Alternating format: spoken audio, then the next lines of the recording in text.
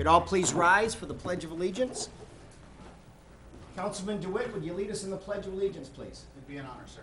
I pledge allegiance to the flag of the United States of America and to the republic for which it stands, one nation, under God, indivisible, with liberty and justice for all. Roll call, please. Councilwoman Carumba. Here. Councilman DeWitt. Here. Councilwoman Carr. Mayor Simmons. Here. Councilman O'Flynn. Here. Councilman Gibson. Here. Councilman Forbes. Here. Well, good morning, everybody. We're going to start the meeting with public comment on agenda items. Members of the public that would like to speak on agenda items, please come forward.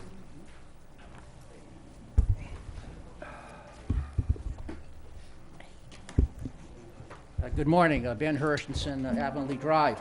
I just got back from Maine because I got into enough trouble up there, so here I am to try down here. It's good to see you all. I realize that Bonita Springs does not have millions of dollars hanging around somewhere in a pot for major projects, but I'm here as a member of the Golf and Country Club area of Bonita Springs. And the reality is we have a very real potential for development on that 110 acres.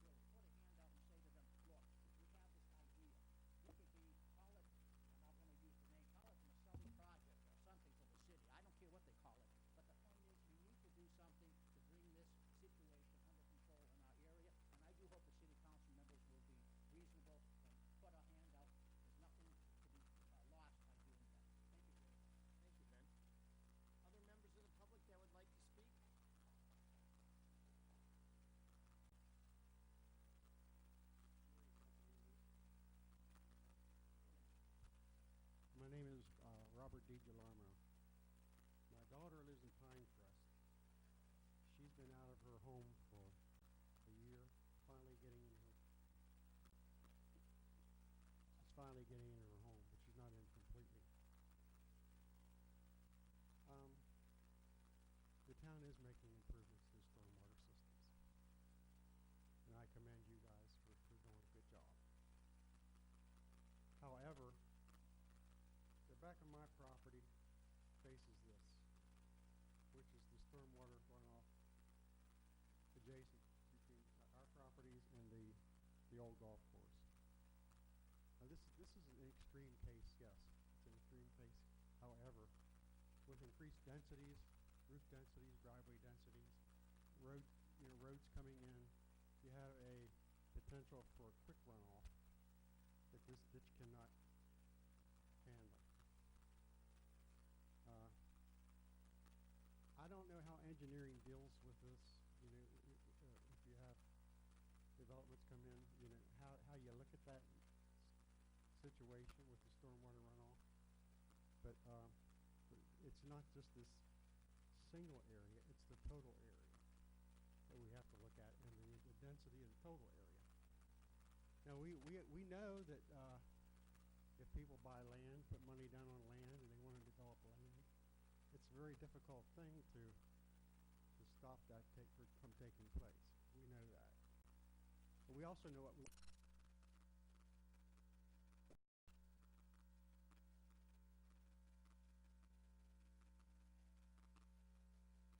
Because I know we have a very capable council here.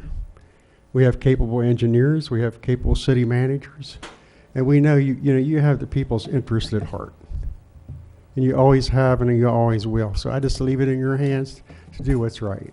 So. Thank you. Other members of the public that would like to speak? I hadn't planned on speaking, but I will.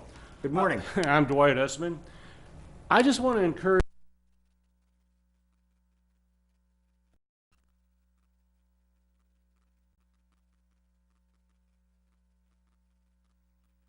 in preparation for next year's fiscal year. We wanted to have this retreat now so that we can go into planning mode, so that we can periodically bring updates to you as grant opportunities come forward and other capital improvement projects come forward. The reason why you see fiscal year 2024, 2028 is because you did adopt the City Council's budget, official budget. We did not want to create a process where you had to reopen that budget or readopt that budget. We're specifically looking at the CIP ordinance, which is a requirement of your comprehensive plan to adopt each year. If we place placeholders of these items in carrying out from year 5 and beyond, it would not affect the financial planning of your current budget.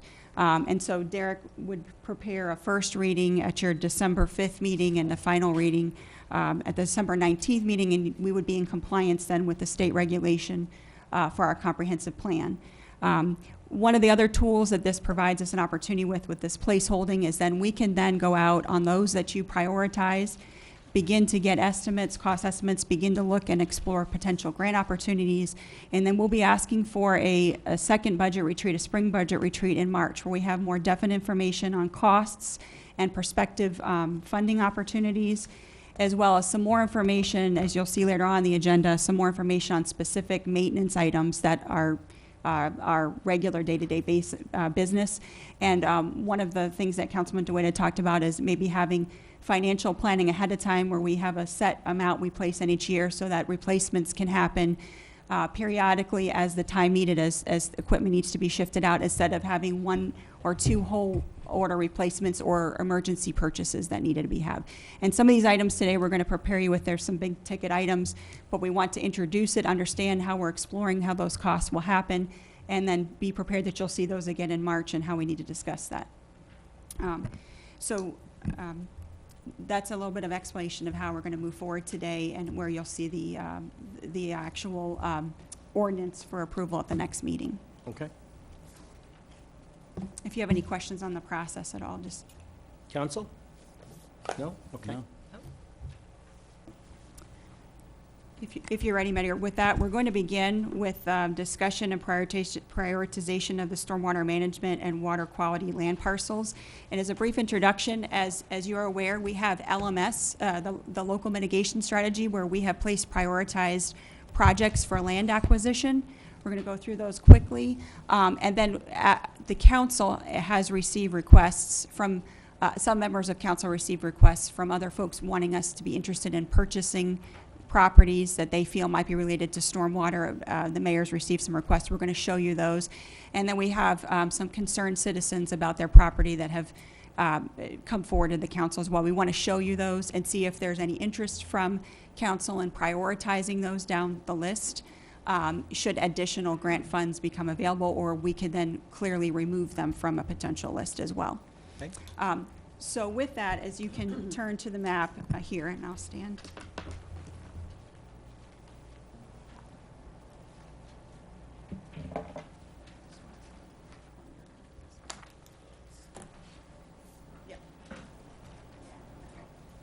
So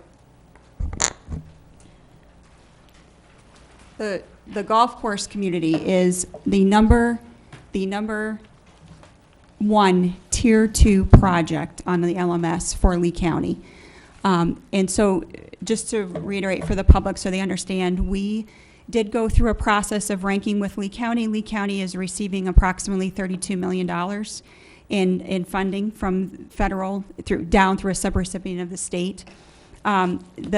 We have listed in the project for Bonita Springs the potential of purchase of that property. We understand the process to be that once each of the counties go through their ranking and their projects and are able to receive funding, should they not move forward on certain projects or other projects are found ineligible, we will then hear that the pot of monies will be recycled for the entire state to compete. Now, it is a competitive statewide process. It wouldn't just individually go back to Lee County. But there is a potential that the number one Tier 2 property could move into an eligible slot. A requirement of that program is that we have an engagement letter from the property owner. So we were looking today to see if council was interested in not only that one, as you also well know, is that lower on the list, we listed some additional properties within the DRGR as potential properties that could be eligible. They are lower on the ranking list. If there's an interest from council for staff to begin any kind of discussions with the property owners or educate them on the grant process, should the funds become available. If they do become available, we would be looking to try to move as quickly as we could to make sure, because it's a competitive process and the funds are secured on a first-come, first-served basis. If you would like staff to engage any discussions or any education with those folks, if you'd like to have council a part of that process, we're happy to do that. But we wanted some direction on that as well, of where you'd like us to take it to the next level. My view is obviously most definitely. That was not just in the Jim Beaver report, that was in the Lee Cannon report. So there is more than ample, call it science, behind the importance of that property. Obviously, there are private property rights. Everything we do has to be consistent with that. But I would very much like for you to do what you suggested on that. And I'd be happy to participate. It happens to be in my district, as appropriate. So what I'd like to do is ask Matt Feeney to talk about the other parcels that have been presented. We could then prioritize these, and I would like, if it be the will of the council, to have an official motion so that staff has that ability to discuss that with the property owners, that we have official action from council. Good morning, Matt Feeney for the record. The properties that Arlene was speaking of are denoted here in blue.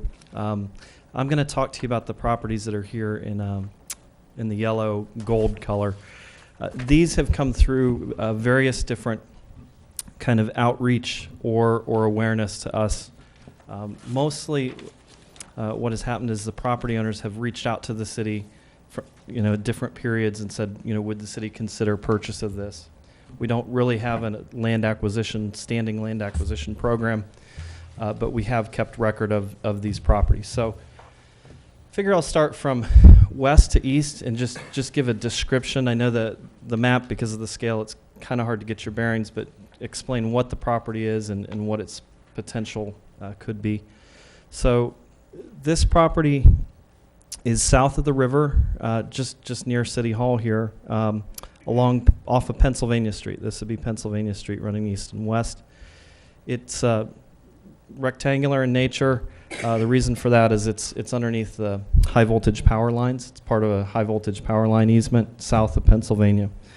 Right now, it's owned by an individual property owner. It has a FP&L easement over it, and it does serve as a drainage feature for a neighborhood off of Pollard Avenue. That basically their runoff moves through a through their system over into a ditch that lies within that property, and then on out into the city's system along Pennsylvania. It does serve drainage function. From time to time it needs maintenance, and it is an important piece of property for those residents, but it is privately owned and should be privately maintained. Matt, is that the property like on Wisconsin, right on the river? No, No. it is actually south of Pennsylvania. South of Pennsylvania. Okay, It is. thanks. It's the FP&L power line corridor. You wouldn't notice it typically. There's a little kind of cut ditch, and there's a little weir structure in there, and it basically the water from the community just west of it drains into this ditch and then north to the city system in Pennsylvania. From time to time, it gets overgrown with grass, and we have to work with our code folks. Thank you.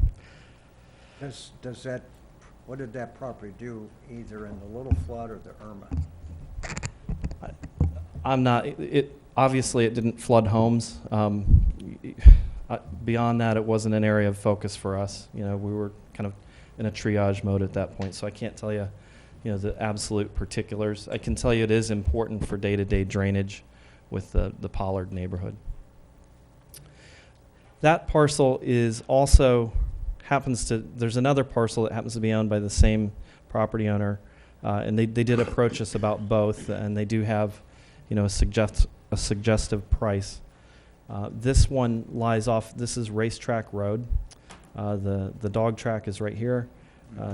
Racetrack is a private road, and this property's kind of tucked back in behind the charter school.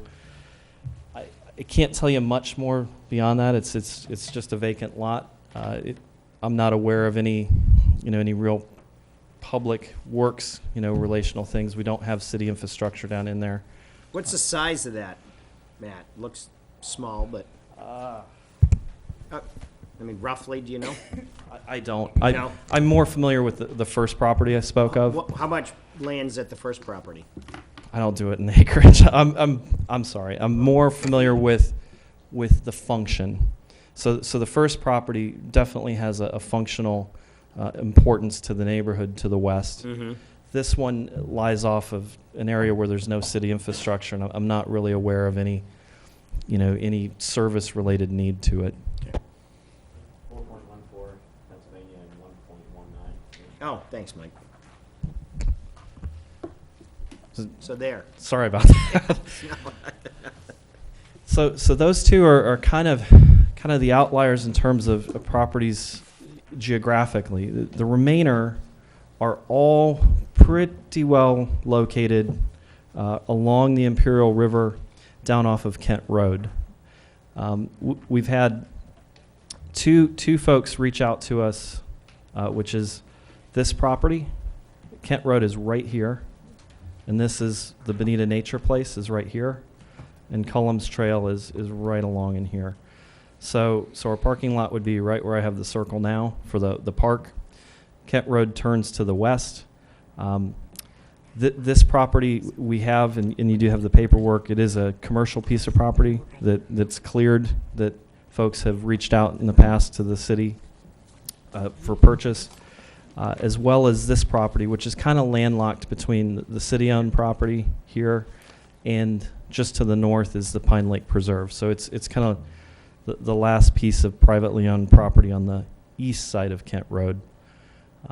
In addition, we have a resident who actually, she and her son own these two properties. They are south of the river proper, but they experienced flooding here in the recent storm events and have been in front of council, to describe what they experienced. So all of those properties lie in an area where there is significant public ownership, and they are, in the reaches or in the drainage basin immediate to the river. So they are prone to seeing water when we have major flooding events like we saw in Hurricane Irma at their natural ground elevations, unless you improve upon them, with modern construction. And they do lie in an area where there is quite a bit of public ownership. Have the owners of the one on Kent reached out to Lee County 2020 program? They had It's surrounded by Pine Lake Preserve, huh? they had reached out to us, and we did point them in that direction. I don't know whether they've formally submitted an application. About a month ago, I gave a representative of theirs the link in the paper form from the Lee County 2020 program so that they could apply. It's essentially, you apply and it goes to consideration at the county level. But I don't know whether they've actually taken those steps. It appeared that they were working towards that. Can I just ask on that? There were words out there before the election. I forget where they came from and who they were said to, but an implication the county was kind of reaching out. Were they for 2020 proposals? Have you heard that, or just kind of out? I forget where I heard it. I think there was a news article where they The had news article, they had okay. talked about the program and that their applications would be rolling. I think they used to have different application cycles and that they would be considering them. So we forwarded the contact information for the program to them. Okay, thank you.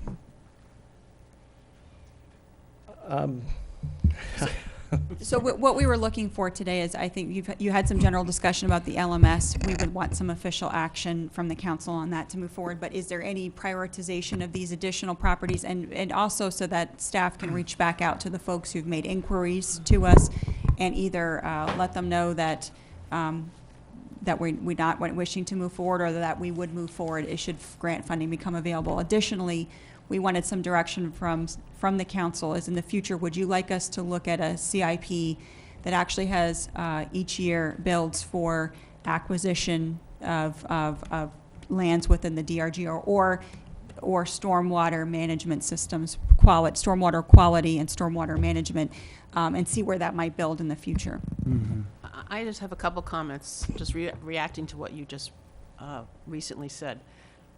In a general way, I do think we should provide for stormwater management, land acquisition, and acquiring property in the DRGR, if we really believe that that's where our water comes from. That's in a general way. These properties that you presented today, I don't quite get the functionality at all. And I know that it's impossible to do this at this one time. I'd like to see a concept, at least, maybe when our models get done, of the integration of all these things. And I see there are two reasons why we might want to acquire property. One is for passive recreation, and the other is for stormwater management of some sort. The latter is what is certainly our focus, and that's what I think should be the priority. But I honestly do not see, now I think the one on Kent Road that was connected to Pine Lake Preserve, you might think that we should have a continuous thing in there, but I agree with the suggestion from Deputy Mayor O'Flynn that maybe we need to look outside of the city to purchase those to continue that line of control there. But right now, I really don't see this connection at all, and I don't see how we could prioritize this because, again, I think what we have to focus on is stormwater management and a total system, not isolated pockets. Now, I'm not a water person, and maybe you can correct me, but I don't think these little pockets are what we need. We need some kind of connected system where we understand how it all works together. I would echo what you've said. The modeling can help us shed some light. You have two stormwater issues here in the city. Before Irma, we have some water quality issues and a water quality regulation, and land within those regulatory boundaries can be used, with some modification to help the quality, nutrients reduction. But really, with the large flooding and flood reduction and trying to use land to do that, you really need, as you've said, more of a comprehensive look that says which pieces. And you can kind of see this coming out. Your LMS projects, which are reacting to flooding, they're much larger parcels, comparative to these other. Now, these are just folks that have solicited us, but you could certainly say that you can treat water quality on land, and provided that land is within our regulatory boundary, and these are, you could do water quality projects on them, but we don't have them sitting in a comprehensive plan looking at that. But our modeling could shed light on what they might be able to do for flooding, and then you could have something to kind of compare to. Yeah. like what our Spring Creek project is sort of an integrated system, and it makes sense to try to purchase at least some of that land in there, because it's, it's the whole system. It's not just an isolated, that kind of stuff is a lot easier to prepare for and to sign on to, I think. In the modeling effort will take a look at those ideas, and you'll be able to see what benefits those bigger pieces can harness. And staff is very comfortable if the overall approach of council is to look at an overall CIP for stormwater management and quality, and that at a later date, these folks might have a process to move forward and apply for that.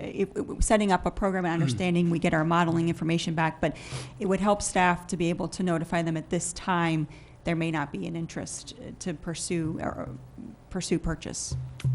Greg? Yeah, I want to echo what Amy said. I think the modeling and the LMS, we've already got these two light blue ones or blue ones on there. I think those should be our priority, with the other ones after, because they're based on the Jim Beaver report and the Lee County report.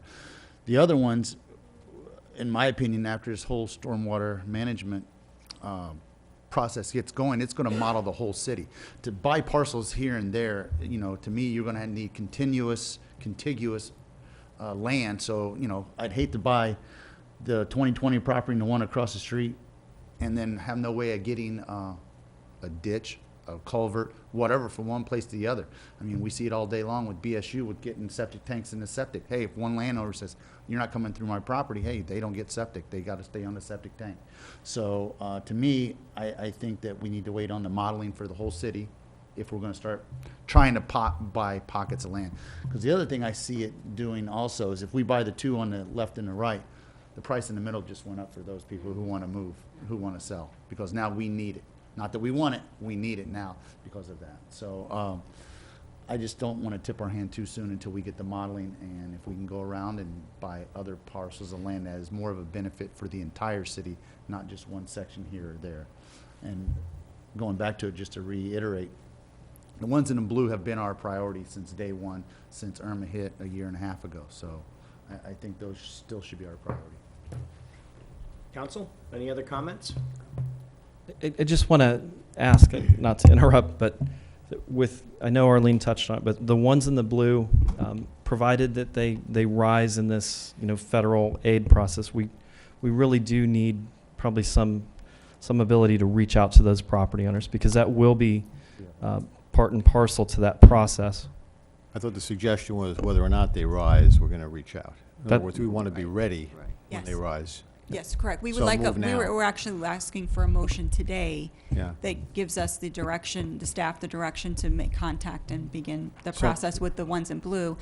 We're comfortable with another recommendation of council to create a future CIP for land acquisition and for water quality and water management, with the understanding that after the modeling, that would provide the prioritization list of those properties, with also understanding that we could reach out to these folks who have solicited the city to let them know that this would not be the time we would be purchasing their properties. Well, I make a motion, we reach out, starting with the Golf and Country Club property. Second with discussion. Okay, Fred, there's been a motion and a second, further discussion. I Fred? think that motion should include, before you do this, consulting with Theriac and Derek, because you don't want to get into catch-22 that we're in a position to approve a property for something, and we're, That's a given. Right. That's a given. That's not part of the motion. That's a given. okay. I've mentioned before the private property rights, and whenever I've talked about this property before, I've said that I know that I believe there has been some conversation with outside counsel with respect to it. But it's a fair point, but I don't think Yeah. it needs to be part of the motion. No. Derek, any thoughts or comments there? No, and I agree. I mean, it's a catch-22. I mean, you are a regulating body, you regulate land use, but you also acquire property, and so these situations are gonna come up from time to time, and we're gonna deal with them on a piecemeal basis to make sure that we're not stepping on anyone's property rights. Right. Greg? Well, even with that, I mean, and again, not a lawyer, but I mean, if we buy that land, I mean, other than the adjoining properties, we're not looking to develop it, or we're looking to turn it into stormwater retention, something like that. Something that I think the landowners around the Bonita Springs Golf and Country Club have either asked for, wanted, and requested. So it's not like we're gonna go in there and put a high-rise in there. That's not our intention. Yeah, Our no, that- intention is for stormwater retention, not so much for develop, not so much, not at all for development No, in it's that not, area. it's not our intent. The concern is that if someone seeks to develop those properties, that we intentionally try to devalue them so that we can acquire them at lower prices, you know? Oh, I mean, Which is That- not our that's deal. the concern well, it's not that's our on deal. that, and yeah. But again, nevertheless, it's a fair concern. it's a fair statement, but I guess my thought is that we're the city. They know what we'd like to have it. They're not going to sell it unless they've got a big heart, like their heart grew 3 sizes like the They're Grinch. gonna sell it for what They're they gonna want. sell it for what it's worth, unless something, and they had an epiphany. So, you know, I agree with that. My other question is, and we know the Bonita Springs Country Club land is for sale. We know it's been out there, it's been talked about. The other shaded blue, is that land for sale, or are we gonna have to go out and knocking on doors and requesting to sell? We're going to have to make Okay. an approach. So we want to So do this. that land is not the mine, it's the one next to it? Correct. That's a Correct. citrus And park that- and trust land, correct? And that's representative. We tried as best we could, the kind of the L shape. Those are multiple property owners. It's not one individual property owner. And it is listed lower on our list, our Right. LMS list. We're going to do this in 2 steps. We'll do the first one first. I would. You know, I mean, I will tell you, I was out in that Golf Country Club property after the storm, and, you know, that thing was up to here with water. And the people there were affected every bit as much, certain people were, as they were in Worthington or other places on Beach Road. So I definitely would make that the top priority. Yeah, I agree. Greg? I just had a question for Derek, and it may be premature of me to ask it, but I'm going to anyway. If we do get a stormwater taxing district, whatever you want to call it, entity, A utility. utility, can the city still acquire property for stormwater management and also have this utility? Can they commingle? Can we donate it? How would that work? Because let's say this stormwater utility takes a year and a half to get done. And in the meantime, we acquire this through the LMS. Then can we donate it? How do we give it to them for that if it becomes its own taxing entity? The answer is yes. The mechanics I can't think of right off the top of my head, but Okay. once we create the utility, then all the city's efforts, we basically wouldn't be dealing with this from the general fund anymore. Our land acquisitions, everything we do would be through the utility process to streamline it, because that system is benefiting all the ratepayers. So if we acquire property ahead of time, we could structure it in such a way that we would either donate or transfer the remaining debt service. Well, I'm even to the thinking utility. into the future. Let's play this forward. Hopefully in 2 years from now, sooner than later, we get the $6 million from the state from Irma. Could we take that money, purchase land, and then give it to them? Because obviously, we would have that money there that we've recouped. Instead of raising the utility tax, we've gotten, I don't want to call it a windfall, but we've gotten some extra cash to buy this for the stormwater utility. Can we buy it, give it to them, or is it going to have to be a reimbursement, kind of like the Warner Gardens or whatever? No, I mean, you could buy it with, say, a windfall from any number of sources and then donate to the utility. You wouldn't have Okay. to pay for it. The All right. utility doesn't have to pay for it. Okay. And additionally, if there's a specific project that would need to be done on it for additional retention, or that could be paid through the stormwater utility as well. Okay. Okay. Council, there's been a motion and a second. Is there further discussion? And we're exactly clear how, To clarify, this was Yeah. for the staff to begin outreach for the owners of the golf course, or the old golf course on 041. off of Old Farm. okay. Great. Been a motion and a second. Further discussion. Roll call, please. Councilman DeWitt. Aye. Councilwoman Carr. Aye. Mayor Simmons. Aye. Councilman O'Flynn. Aye. Councilman Gibson. Aye. Councilman Forbes. Aye. Councilwoman Carumbo. Aye. Okay, great. Thank you. Arlene, what's next? Just to clarify then, so the opportunities that have been presented through private property owners, staff will be notifying them that at this time, that's not the direction that we'd be looking for future general land acquisitions. in a CIP, and I guess I'd like to get some direction that we could prepare that to bring some ideas to you back in March for general funding, future funding. But I also think we need to vote on the other blue one, and I make a motion that we also start outreach to the DRGR property owners to see if we can acquire that, and if by some miracle we get in the second round, we can use some of that money for that. Second. Second. Okay. Been a motion and a second on the property in the blue to the west. Further discussion? Greg? I guess my question is, and I agree with it 100%, I'm just worried about, is it putting too much on, I mean, how much do we think that land is, A, worth, and how much is available through the LMS, either in the first or second round? Well, you have to have some willing partner. And so those are all LMS projects. And, you know, I would be in support of what you're considering because it just gives us some flexibility. Obviously, the golf course is ranked the #1, Tier 2, but, you know, we have to work with the individual property owners. And that blue L shape is multiple property owners and entities. So it just gives us some flexibility. I don't think we can quite answer. Okay. We also, with an official action of council, we can then open the door to a conversation, and down the road, if other grant opportunities present themselves, we could also bring that forward. But without knowing if there's any interest or even having the conversation, we'd have to have a letter of engagement from the property owner at some point to move forward. Okay. And then also, it would work into our storm water utility because we would include in that some additional property acquisitions. Right now, we have no numbers. We don't know what we're talking about. And I think when you apply for grants, it's always good to have something substantive that they can rely on. So I think we should go ahead with it. No, I don't disagree with that. I'm just trying to see, you know, money-wise what we're talking about, and with multiple landowners, that I just think it's going to be a harder nut to crack than the other. That's all.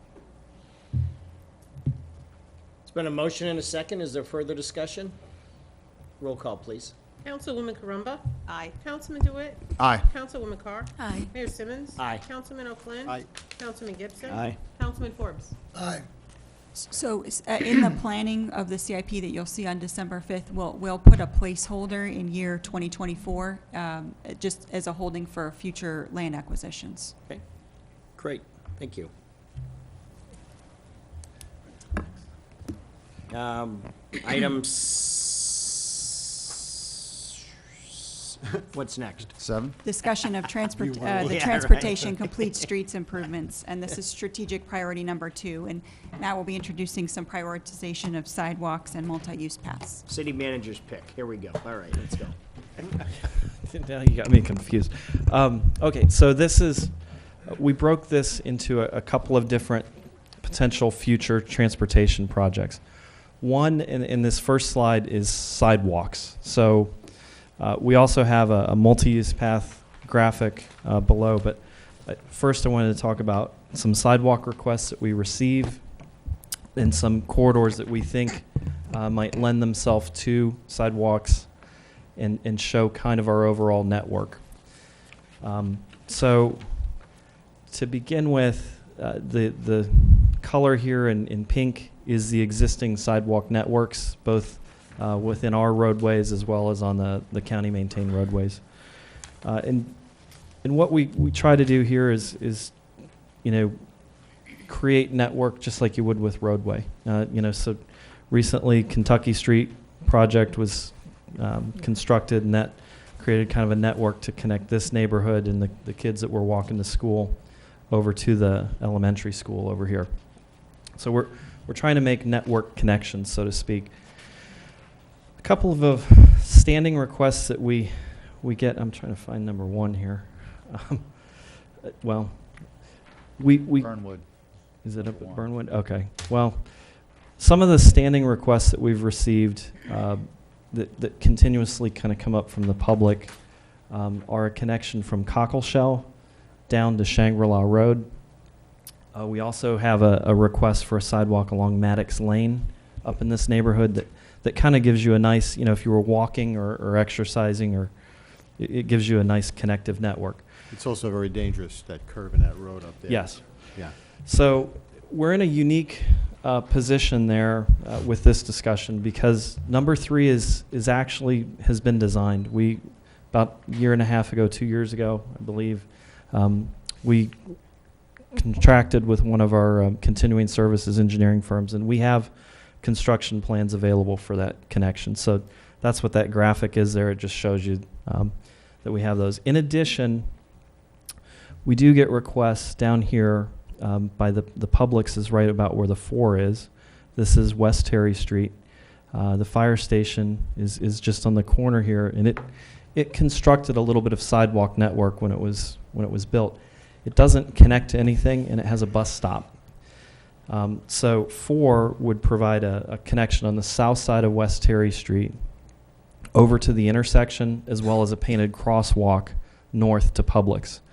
The reason we get this request is not only are there people that are trying to get to the bus stop, but we have folks that are coming out of the residential neighborhoods back in here along the river, and they're walking out to dinner or just walking to the grocery store on private development, private commercial roadways, But when they get to the intersection of Terry Street, there's no crosswalk for them to cross because there is no pedestrian network there. So they really kind of get hung up and don't have a safe way to cross the road to go on to Publix if they want to. So 4 is also designed and basically accounts for that little sidewalk gap from the fire station, as well as provides for a crossing north to the street. So should council want to move forward with those 2 could move basically to construction, provided budgetary dollars relatively quickly.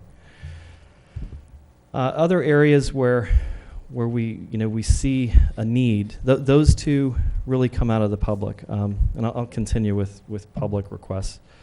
We also get requests along Wisconsin Street and Carolina Street. We've had requests for sidewalk network. We've also had requests not to have it. So I just to be upfront, I'm looking at Councilman Gibson because I know he's aware of this. Any requests in between? Walking the street. Zigzag or something? Got to fly over. Big count. So that area is 3. There's no question. We get folks that want 3. That's why it's designed. 8 and 9, I would say we have both perspectives. It would provide a connection to the existing Pennsylvania network if you were to consider something down Wisconsin Street, as well as Carolina would get you over to Michigan, and you kind of create a nice network there. The important sidewalk, I think, that we've already constructed was the parallel one along Kentucky Street, because that really does provide a conduit for folks in that neighborhood to get into the downtown area. But these would just enhance that experience. But like I said, they are contentious on both sides. Is it, without getting in too much into details, I heard of one person who I respect, but who doesn't want it. Oh, is there more than one? Yes. There is? Yeah, Okay. there actually are petitions both for and against that we've received. Well, times have changed. Okay, thank you. Yeah, and the petition for it were mainly people that live on the street, and the Right. petition against it were people that live on surrounding streets. So I kind of weigh more towards people that live on the streets. Yeah. Mm-hmm. What was the objection? I think it's sidewalk proliferation. I heard a perception of folks Yeah. providing more access into the neighborhoods in there. That was, It's just a change in character of the neighborhood. Okay, next point. Is there Change Caroline, period, right? Is it a possibility, I know I don't want to create trouble, but could you connect Carolina Street all the way to Aurora? I can't see from this. Is that? No, there's a House in the Village is in the way. there's a development that precluded that network Okay. that was constructed many years ago. Yeah, House in the Village. Yep. Okay, all right. So following along the theme of kind of external requests, we also get from time to time requests for 6, which is Imperial Shores Boulevard. About where the 6 is where the American Legion is located. There's a 7-Eleven and a signalized intersection there. There is a pretty decent paralleling sidewalk along Tarpon. That parallels Bonita Beach Road. So this is a residential neighborhood. It would give folks the ability to kind of get onto that Tarpon sidewalk and then come down to the 7-Eleven or onto the beach. So we do, excuse me. We do from time to time get a request for that sidewalk to be constructed from the general public. So those are the areas, sorry, there's one more. In addition, this is Beaumont Road down here. The piece where there's sidewalk network is actually privately maintained, and the piece where there is no sidewalk network is the portion that is the city's roadway that we inherited at incorporation. So we do get folks that ask for a connective network there, where 14 is, to provide a contiguous connection from Bonita Beach Road Greg? on down. Well, I just had a question. I know Matt said we get continuous. I know I've had, and I think we've had major discussions on number 5, connecting Goodwin and Imperial, because of the private roads and the American House, the American House constructed one and it goes off into nowhere. Right. And I know when we talked to him about opening up, because there was a bone of contention about the Allen and Jarvis streets being open, that was one of their biggest requests was to, hey, we'll open it up, we'll allow the American House to open that road all the way up being Longfellow if we streetlights and sidewalk to continue that on. Because I know people are walking their animals and stuff like that. There have been, you're talking about Longfellow? Longfellow. There have been streetlights improvements made to the existing pole-mounted FP&L streetlights. I did not show it on this map. It was just a oversight. Okay. But that would be where Councilman DeWitt's talking about. It would be Right there. right in here. And there is half of a sidewalk network there. It's not shown on this map, and it would be a connection point that would get you over to Matheson, which is right here. And that's what I was thinking. I mean, we've done all this work to downtown, and I know that even American House made the comment that, some of the people that stay at that place can get down to downtown and walk down there. But right now, as soon as they hit the end of Longfellow right there at Jarvis, or Allen, I believe it is, there is nothing. They're walking in the street until they get to Matheson. Correct. We can add that to this list Okay. as inventory. That's great. And that plays into 5, and 5, I know is really kind of coming from internal, from our folks. We experienced it with the downtown project when we were doing traffic redirection. There are a lot of kids that are walking this roadway along Goodwin. It would be more of a challenging project. I think Councilman DeWitt's brought it up to myself a few times as well. It would be challenging. It's an older part of the city. The roadway has a narrow right of way. It's not as simple as just putting a little bit of concrete. It might be reconfiguring the road, but it is. You'd have to bury the power lines too. There you go. All things considered, it would be 3 is pretty easy, and that's why it's but it is something worth considering. We're talking about a longer term process here, and it definitely that we observe a need from what we see in that corridor. It would connect nicely, particularly if we connected Longfellow, it would give you a nice parallel connection to Imperial Parkway. I've missed, let's see. This 10 okay, here we go. So this is the downtown network that's been constructed, primarily that you see here. 11, 12, and 13 are being designed right now and will be programmed for construction by FDOT here in the next year or two. Right now, they're working through the design. They are Safe Route to Schools projects that were applied for back in 2012. And so those sidewalks will be built here shortly. We have requested along Shriver as a Safe Routes to School project number 10. So that just provides you more connective network in that area over to the elementary school. Why isn't FDOT pulling that one in too? Say again? Why isn't FDOT pulling that one in too? With it being the That's state- what we've asked for. Oh, okay. Yeah. Those monies, so the They only 11, work 12. east to west. They only work each month, very good. They're The- about the right time. Yeah, right. That's another iteration. So 11, 12, and 13 came back in 2012. They're working through. They are funded. They are in their plan. We've asked for 10. We asked last year. We didn't get it. We didn't get it, but we're asking again, or recommending asking again, moving forward. The school board works in conjunction with us on those projects, as well as the Metropolitan Planning Organization. And this is just continuing a connective network to an elementary school. We feel this is a pretty good candidate for a Safe Routes to School project. Well, I just think that, especially now with the library going there, it'd be one of those things. Yeah. Hey, right from the school to the library is Shriver. It'd be a good benefit that the kids can leave there and go to the new library.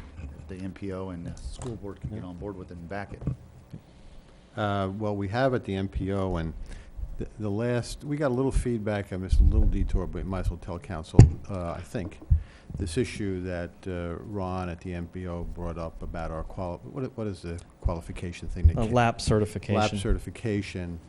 We don't know if this is correct or not, but some of the feedback we're getting is there's such a thing as LAP certification, which is a fancy acronym for you got somebody on staff who can manage a project under a certain qualification level from the state. And it's thought that some of the bigger towns like Cape Coral that have bigger budgets, they have a LAP certified person. And one of the things we chatted about coming out of the MPO, I did with Matt and Arlene, is there some kind of measure we can take that's not expensive to get some LAP certification in the city? So I assume you're looking into that. We're looking into that Fred's going staff back to level. school.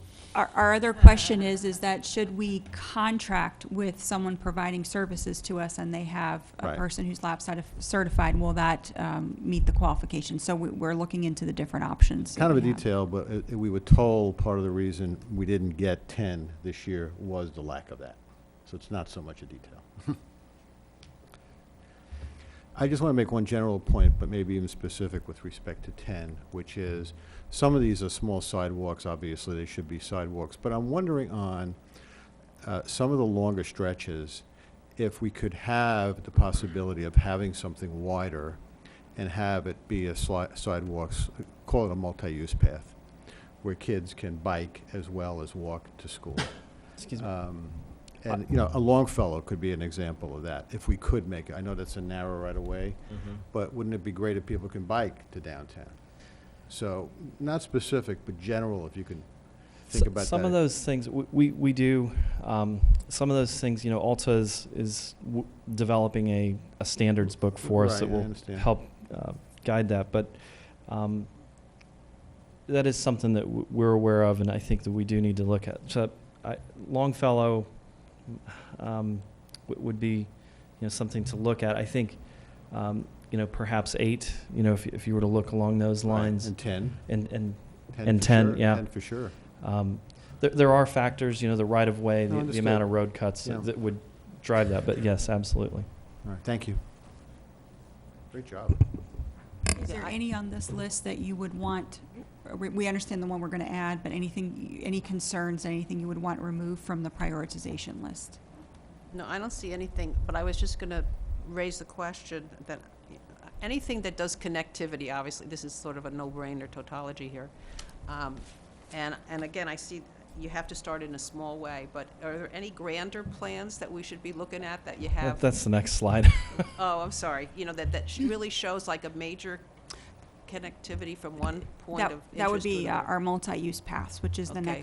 next. All right, but that would be my concern, so, I think I would do all of these, and we'd leave it up to Matt to figure out how to prioritize, both on a financial point of view and a time point of view, and permitting point of view, and, One question that, if council would consider it is, the 2 that we have shelf plans for, our recommendation would probably be, based on need, is to try and advance those to construction quicker, because we've already spent the money to design them. We do get requests for them, and you know, it seems like they would be kind of the logical candidates for the, you know, almost immediate to construction in this new outlying years, and maybe they would be advanced in the, you know, the subsequent budget year. Yeah, I'm comfortable with that, but the other thing is that I really, what's the word? You know, I'm troubled that we, like every community in Florida, we're designed to die, basically, or, you know, for death. I mean, I hate that expression, but it's very true. It's both true within our gated communities and within our outside roadways. And I think that we need to move quickly to providing a mechanism by which at least walkers can get on a sidewalk and out of the way of drivers. And I think it's a really important goal that we should face. Not to say that we're not, but I'm very much on board with this. And I agree with going ahead with anything we're ready, you know, shovel-ready projects, go ahead with. My only question, Yeah. I just had a quick question. The only question I have, and I don't disagree with you at all, Amy, is number 4. How far up is Alta going to go with, you know, Terry Street and that whole multimodal is something that we've got on the books that we're trying to do here in the next year. Is that going to, are we going to build this and then a year later tear it up? Well, this is on the other side of the street, actually. I understand it, but they're going to make recommendations. If they make recommendations to change things around, I know where it's at. Yeah. Very, should be very consulted. familiar Yeah. with it. Yeah, sure you do.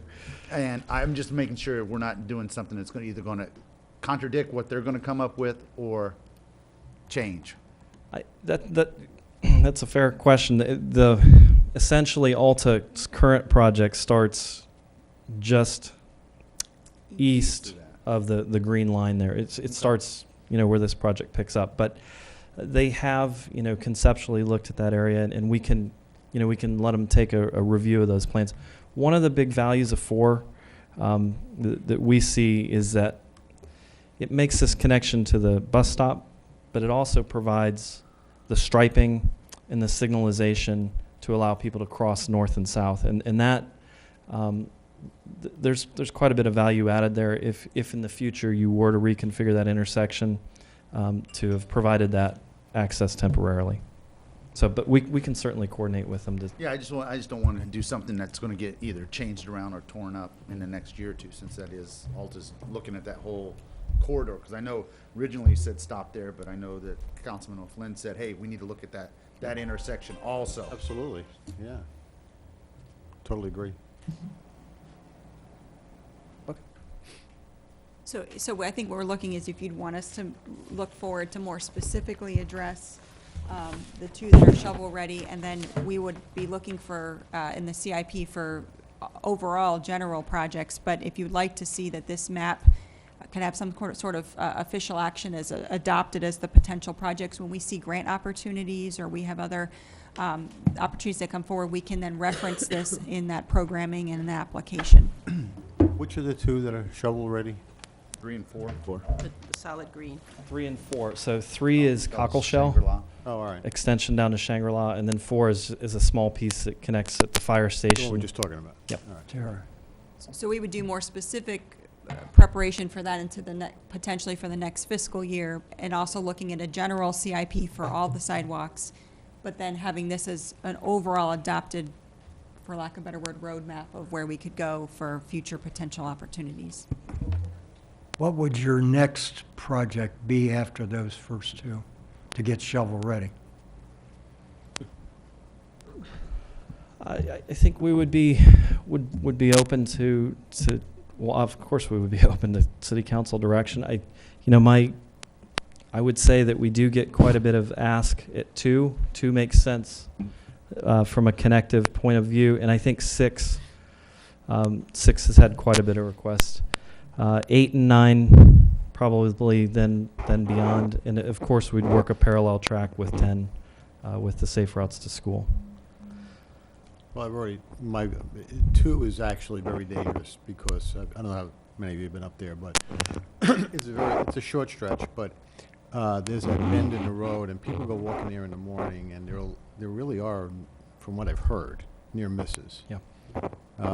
So assuming it's cost effective, I'd like to see that up on the top of that list.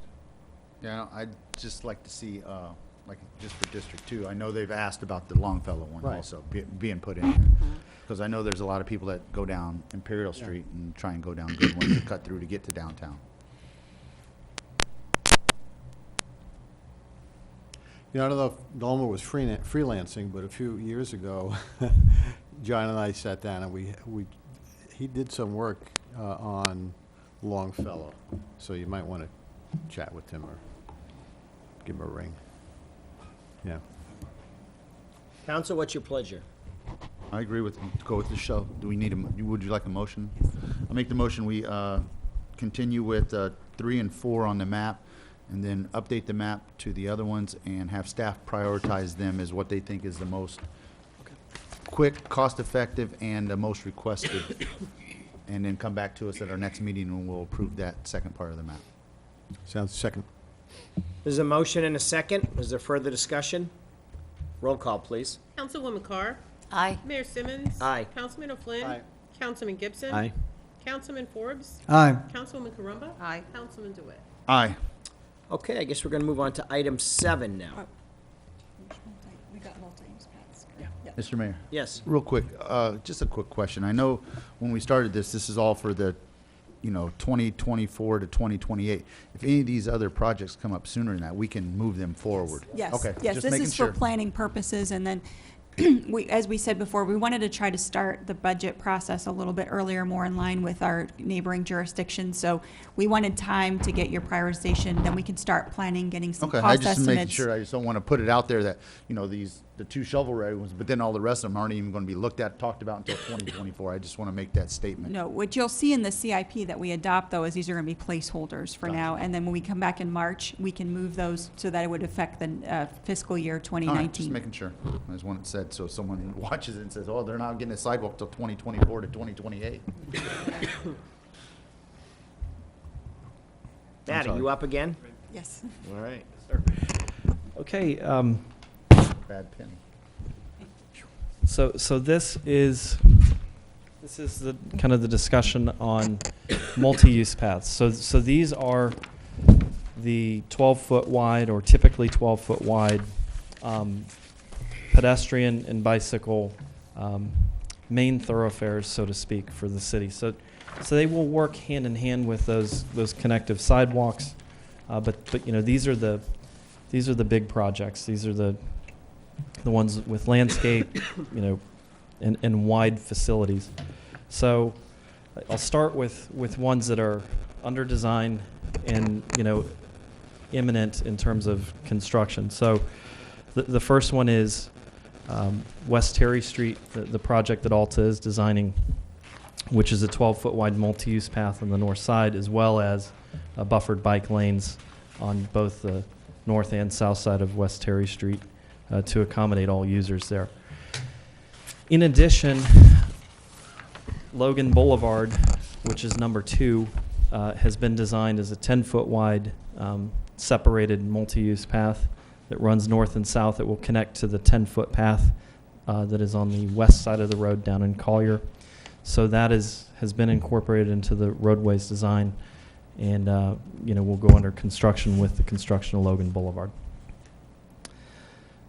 But all of these alignments are sitting on your adopted bicycle and pedestrian master plan. So if the alignments look familiar, you'll kind of see.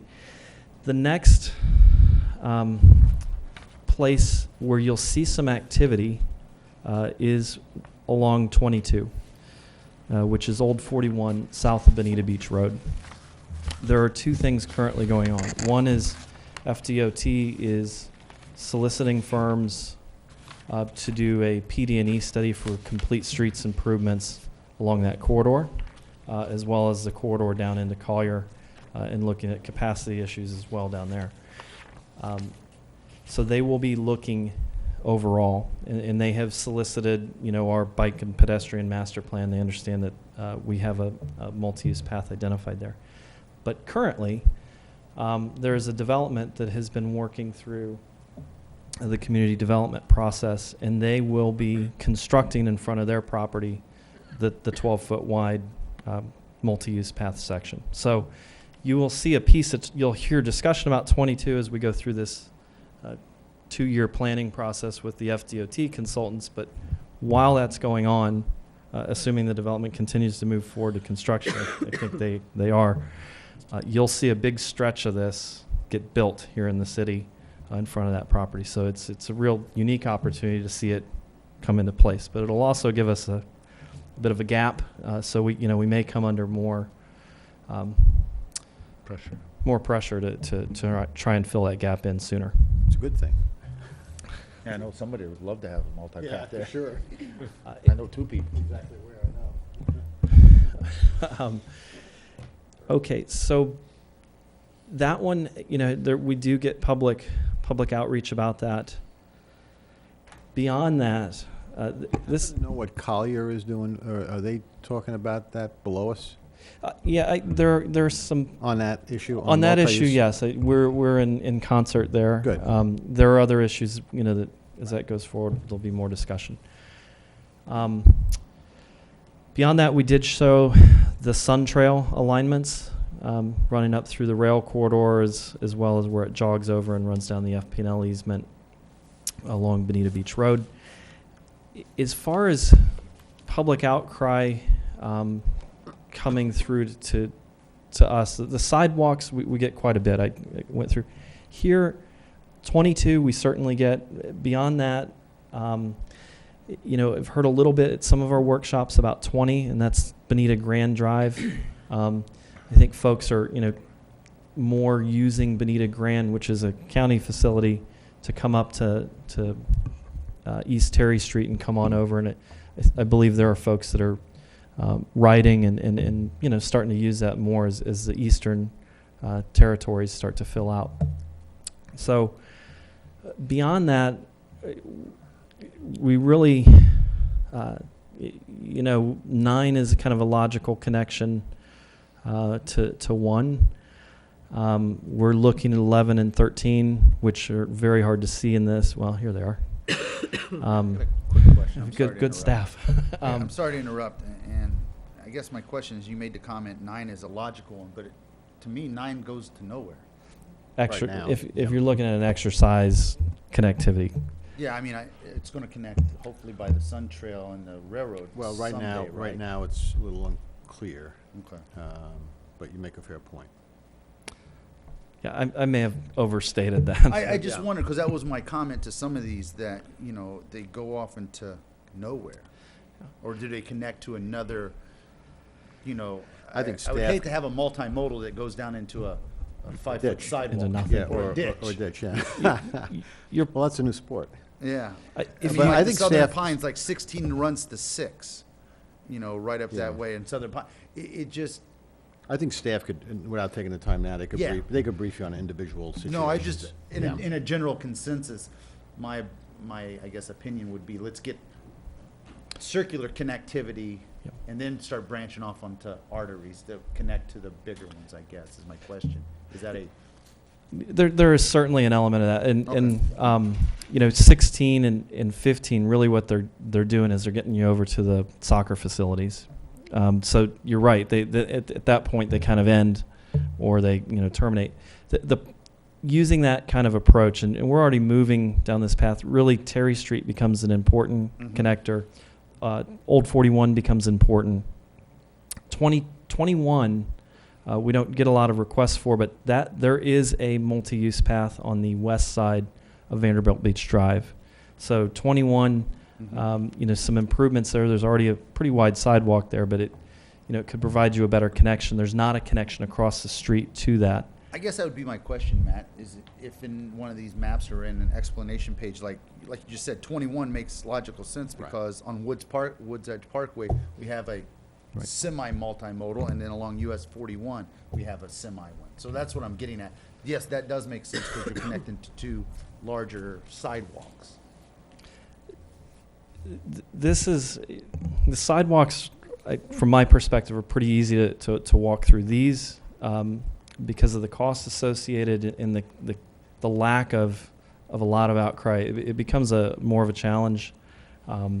Well, you're not looking for us to prioritize each of these, are you? No, No. no. All right. Okay. I want you to be aware of them, and if further thought, as we come in the spring, if one starts to come forward, I think it's important to know that Old 41 is going to get a piece of it built. So it is important to become aware of that, and just to let you know where all of these are. And there are nuanced issues. Currently, as developments come in along these corridors, community development's working with them to set aside or work on some of these pieces. So We're looking to this be more of a planning tool for us, so that if an opportunity comes forward, we can present it to you. It's on an adopted general prioritized list. Additionally, we'd be looking for the same sort of mechanism of a set aside for multi-use paths that we continue to build on. And as a priority project moves forward, we then have the ability to continue funding with it. The only thing I would add to this is, and similar to the point I made before, we've got stretches, well, Imperial, and did Imperial survive our request through the MPO with Lee County? I don't believe it did, but All right. I need to check. All right, so, well, we got parts of Imperial that are in Bonita, but there are long stretches like Imperial from here to Estero. Who walks from here to Estero? All right. Same thing out on Beach Road. Who walks from 75 all the way out to the end of Beach Road? But if those sidewalks could be widened and adapted into multi-use paths, then we'd have something going on.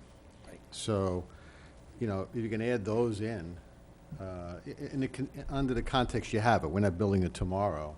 If it makes sense to you, I would consider doing it. Yeah, we We certainly can can do it. delineate between city maintained and county maintained on the map. Yeah. Just a thought.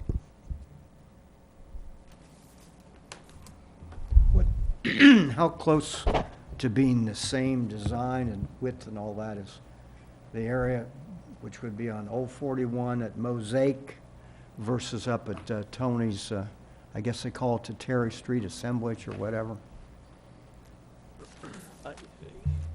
In terms of multi-use path? Well, or? as far as what's being provided at, where you come out onto Beach Road down at Mosaic versus up at Terry Street end on Old 41. I would assume that they're going to be somewhat similar in width and all that, or am I wrong? I haven't seen the plans for the North Terry Street. I don't think they've come through at this point. So I can't speak to that. Oh, okay. There are transition points. The downtown is a good example of where we have sharrows and wider sidewalks, because those are more urban areas, and it's the more appropriate treatment in those areas. Right. As you come out, obviously there are transition points where you go to something Yeah. where you can travel at higher speed, and I guess I would urge community development or somebody, along with some of our consultants, to look at those two things, because you've got the Mosaic area that comes right out onto Beach Road, and it's a lot of frontage there. Well, doesn't go all the way out. You got that Beach bank Road. property and all that. And then you got at the other end, just to see if there's some commonality or we could get something fixed at this time, because neither one of them are built. No, but both of those areas are already part of what was downtown. They're done. Should just tie right into Right. what's downtown. All those sidewalks are already constructed. That was part of our roadway. Yeah, that's right. Yeah, okay, excuse me. You gonna withdraw the question? No, okay. I'm out of questions. That's right. Yeah. I agree with sort of the general approach to this, but I sort of would like to look at kind of a concept plan in regard to the routes that are, even if we can't execute them, because so much is dependent on so many things, but if we have sort of an idea that these are the major intersections that we want to focus on, do we have that concept? I mean, these are all great, but we're never going to do all these I can tell you my concept. You know. It's pretty simple. You're investing a lot of money on one. Right. You've put in a build grant for the remainder of this alignment. It is a major east-west corridor. So I would continue to Right. look at that corridor. I would look at connectivity because 2 is going to come online. then And do so- what? How about 20 then, if you're going to And connect? 22 is, well, and 20, 20 and then 22, and then 22. all right. Now, 20 in this stretch that we didn't show here are sitting on facilities that aren't ours. So there's a coordinative effort there, kind of like Councilman O'Flynn had pointed out earlier.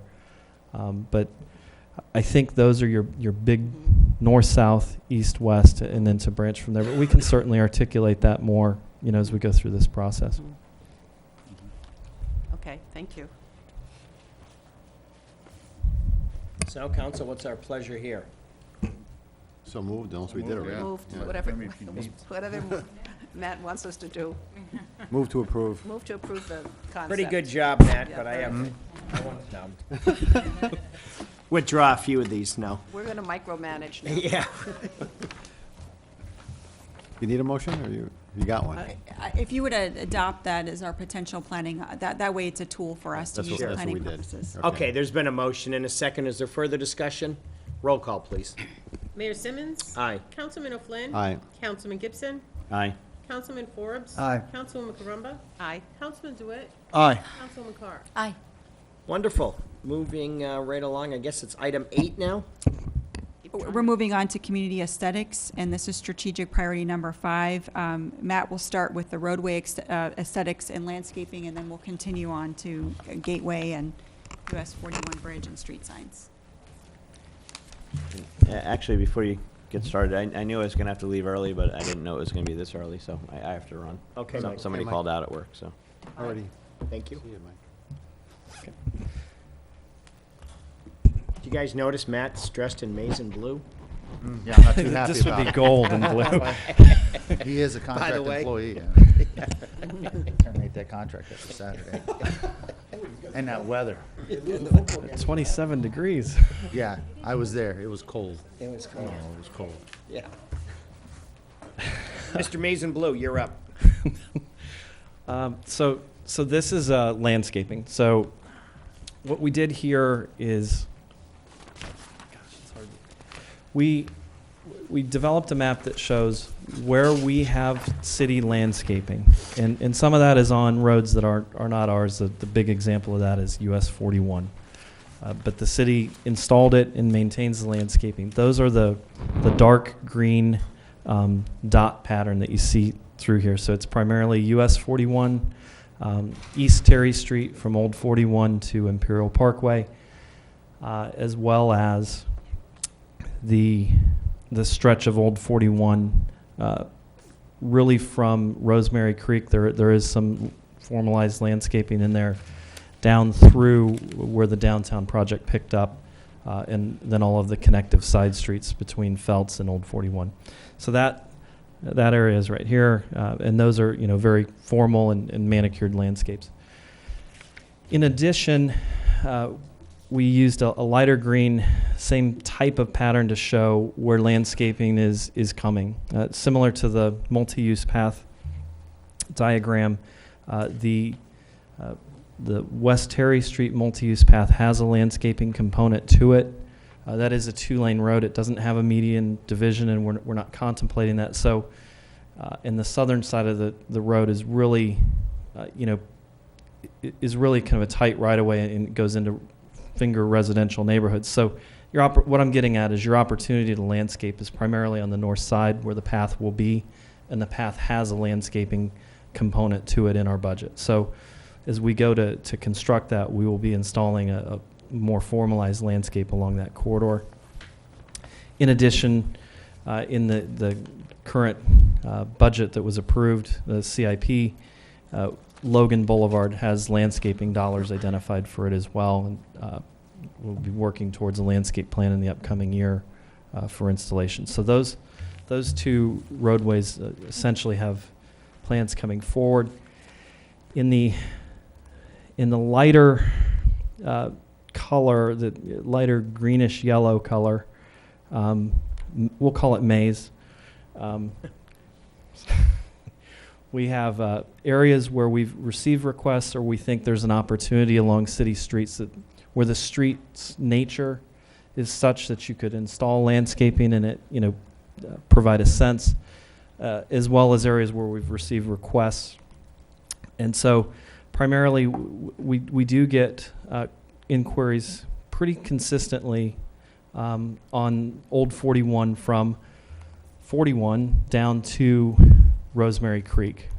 We primarily only have an opportunity to landscape medians there. The roadway was, when it was constructed, when it was widened, excuse me, when it was widened, it was pretty much widened right-of-way line to right-of-way line. So your opportunity for landscaping, the sidewalks are essentially sitting at the edge of right-of-way line. So your opportunity there really lies within the medians solely. So, you know, just to be aware of that. Number 2 is Shangri-La Road, and again, it doesn't have medians, but it does have some right-of-way. There is large drainage infrastructure in there, but you know there could be an opportunity to landscape the road sides or the rights-of-way through that corridor. Number 6 is East Terry Street from Imperial Parkway on out to Bonita Grand Drive. Again, there's some potential to landscape in the future there. And then number 3 is Old 41 South. And those discussions, you'll start to see some of that with the private development project that's coming forward. They have some landscaping that will be coming in along with this path, as well as with the planning with FDOT. And that is another area I believe there is a concert between ourselves and our neighbors to the south in terms of working with FDOT as they study that area to talk about landscaping and the look and feel of the roadway. Another area where there's a city road with a potential opportunity is number 4, and that's Woods Edge Parkway. Currently, it has medians. It has a wide area. Some of that area is private. We're up by the wall on the north side of the road. It's actually not city right of way, but there could be some opportunity to make that corridor look a little better if you tied it in perhaps with a multi-use path project or something. In addition, we have the red dotted pattern here with the brighter colored red here along Bonita Beach Road, Imperial Parkway south of Bonita Beach Road, and then Imperial Parkway north of East Terry Street. And those are all county maintained rights of way, county roadways, and they are landscaped with the current Lee County landscaping programs. We do have stretches. Here's a stretch from the interstate east where the county maintains the roadway that does not have formalized landscaping, and we do get folks that inquire about that area from time to time as to why it's not landscaped. It does have some unique challenges in terms of the way the road was constructed. The medians in some areas are inverted. They're ditches essentially in the middle of the road. They provide water treatment, and so the landscaping palette might be more limited in that area to keep the functionality. And then, so that's all county? Yes, sir. All county, from I-75 east to Bonita National? No. No. All right, well, when you get to Bonita National, then it's private. No. To Logan. When it gets to Logan, goes to private. What is it? Sorry, excuse me. It's when it gets to Logan Boulevard, Then it's, then it becomes private. gotcha. Now, the city will have So it's county from I-75 to Logan? yes. Okay. And the city will then have a piece of that landscaping with the roundabout and the approach to the roundabout, which is a small stretch to the east. But Well, why aren't we reaching out to the county to improve that? Or whomever? we certainly can. Well, I think that begs the other question. I know we had an issue with the crushed shells and all that. Do we have, They put some plants in, so it's. right, do we have a say-so on some of that No. stuff? That was I was going to bring up the same Okay. point, is that we might talk about just the county when we get to it, but, do we have control over what they do put in? And, or at least some effort to influence them, and, not only there, but what they already do is not so good, in my opinion. Well, I had pointed some of that out, and I got criticized by another member of council.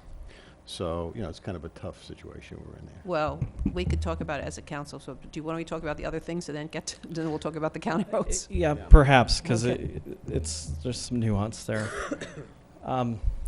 So the last area that we do hear requests for landscaping, this gray dotted pattern here is the end of Bonita Beach Road. This is Bonita National showing right here. Mhm. So it is under two ownership entities, and the first mile, which this shape here, that is Village Walk Community, and they own that first mile. We've been working with them with Logan Boulevard, but that mile up to that line there is their community development district's property, and it is not landscaped, and they have a desire for that area to be landscaped, and I think are looking for partners either through the county or through the city to achieve that. Just east, and the ownership entity has landscaped this stretch. It's a separate ownership entity, and I don't know it off the top of my head whether it's Lennar Homes or some consortium, but the remainder of the roadway is also privately owned, but they did landscape it a handful of years ago, maybe 3 or 4 years ago, as they started to redevelop or started to construct in those areas. And it's a fairly simplistic landscaping. It's mostly trees and with a repetitive pattern and some ornamental grass. Not a lot of shrubs. I don't think there are any shrubs in the pattern. It is something that the folks in Village Walk have expressed that they like that approach. It is a simple approach, you know, from comparative to some of the other ornamental landscapes you've seen. You know, Collier has MSTUs for landscaping. I'm not sure exactly how they do it, or in other words, which areas and such. There was an article in the Naples paper today about Vanderbilt Beach Road, I guess, getting widened, and there was a reference there to a possible MSTU. I mean, maybe that's a possibility to reach out to Lee County for that area east of I-75. With respect, that's county-owned land, if they would want to do something like Collier. But it depends on the people in the neighborhood. I wouldn't be presuming that. There is the county has them as well, and They do. And there is one example that I can think of here in the city, and it's this neighborhood, which is Bonita Lakes. Right. And when they were developing, they entered into a landscape maintenance agreement with the county. It's nicer outside there. Right. You can see it, and they maintain that stretch in front of their community. At the time that they were building, the county didn't even have landscaping on that stretch of Imperial. They had it programmed. They came in, and almost concurrently as they were coming in to do the repetitive tree pattern that we see along Imperial today, this community had already worked out an agreement where they came in concurrently and augmented it with additional trees and shrubs, and then they maintain it through a landscape maintenance agreement. So that there is a pattern at least out there for if a community wants to invest in it, the county does work with you along those lines. Matt, just to clarify, that community enhanced the landscaping that Lee County did, and the community maintains that, or the county maintains The it? community maintains it. So that little stretch of Imperial is maintained by the community? And the community made the investment on the additional landscaping. So that it's, from the county's perspective, it's just a right of use agreement, you know, that says should you fail to maintain it, they'll. Well, it sounds like a deal that we might want to explore, at least for those areas that are, that they say they want to improve that eastern end of Bonita Beach Road. The challenge from my perspective that we see is that's the only example, and I wasn't involved in it, where the community, really it was the developer that was coming forward, setting this in motion. I don't see, when the communities come to us to talk about landscaping, that they're talking not about cooperative. They're really looking for an investment on the of public dollars in the landscape, and that might be a stumbling block, when dealing with the county. Well, I think, you got people on this council who are big advocates for landscaping, but we have an issue here, which is we don't have the money for it right now. So, either we just put it on for a decade from now, and when we may have some money, or so, whatever it is, 2024, or we think, one word for it is creatively, and explain to people what our fiscal position is right now, and let them make a choice. It's, if they wanted to do something like Bonita Lakes did, it's totally their choice. We're not, so. Fred, that's your area on Beach Road. Do you think there'd be any interest in that or not? Yeah, I've brought up to council two or three okay. times Well. that Village Walk was interested, and I actually had a preliminary conversation with the key people at Palmyra, and they were interested. Worthington was interested somewhat, but this was all before Irma. Right. And it was, Village Walk had a deal with Lennar, I think it was them, to replicate in front of them what is down at Bonita National, with one caveat: no black olive trees. And it was a very good price, but they were looking for a little help, like Matt said. But if they're looking at maybe like a 50 grand contribution per mile or something like that. So it's something that's doable. Yeah, I was just referring to reaching out to the county and having, because that's really their jurisdiction there. Not the Village Walk, I understand that, but the other part. Yeah, right. I don't know if Palmyra the would words in be your mouth, there, it's your district, but what about talking to those communities and reaching out to Lee County and saying that's your road out there, if they are interested in doing Yeah. an unincorporated MSTU, like Collier or like Bonita Lakes did? Just a thought. Yeah. Two comments. One, to finish up the conversation that Greg started, is there any appetite on the council to try to explore some kind of input into the county on not only the roads they're already maintaining, and they are putting landscaping in, and I'm of the, I object to the shells, and I now object to the bougainvillea, which is now right outside of the City Hall, and anyone who is a plants person knows that bougainvillea is not going to be able to be maintained at any way that is pleasant. It's going to look shaggy, and if you know bougainvillea, that's the wrong plant in the wrong spot. But I don't know if we had any input in it. It appeared suddenly, and No. probably not. All right, so is that okay with us, or even if we can't do anything, let me start again. If we can't do anything, I think we should at least talk about it, and they can say, no, you don't have any input. We do have input, but it is limited. And the best example of our input is when we invested some of our dollars and our staff time, and we designed the as you go out from Imperial Parkway to the interstate, there were cassia trees that were dying, blowing over, and really just the landscape was languishing. And so we approached the county. One of my staff members designed an improvement.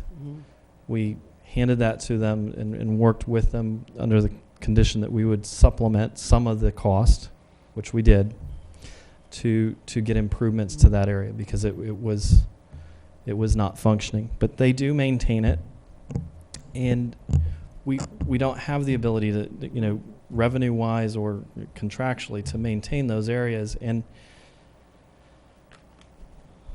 that's where things start to diverge in terms of input. We have some input as to what happens. We inputted on the shells because there were dying shrub junipers that had a fungus. We worked with the county, and they ultimately told us, look, these are not recoverable. And so we talked to them about a shell treatment. I think it ended up being more than what we had thought it would be. But at the end of the day, they are the maintaining entity. They're the ones who are investing the dollars.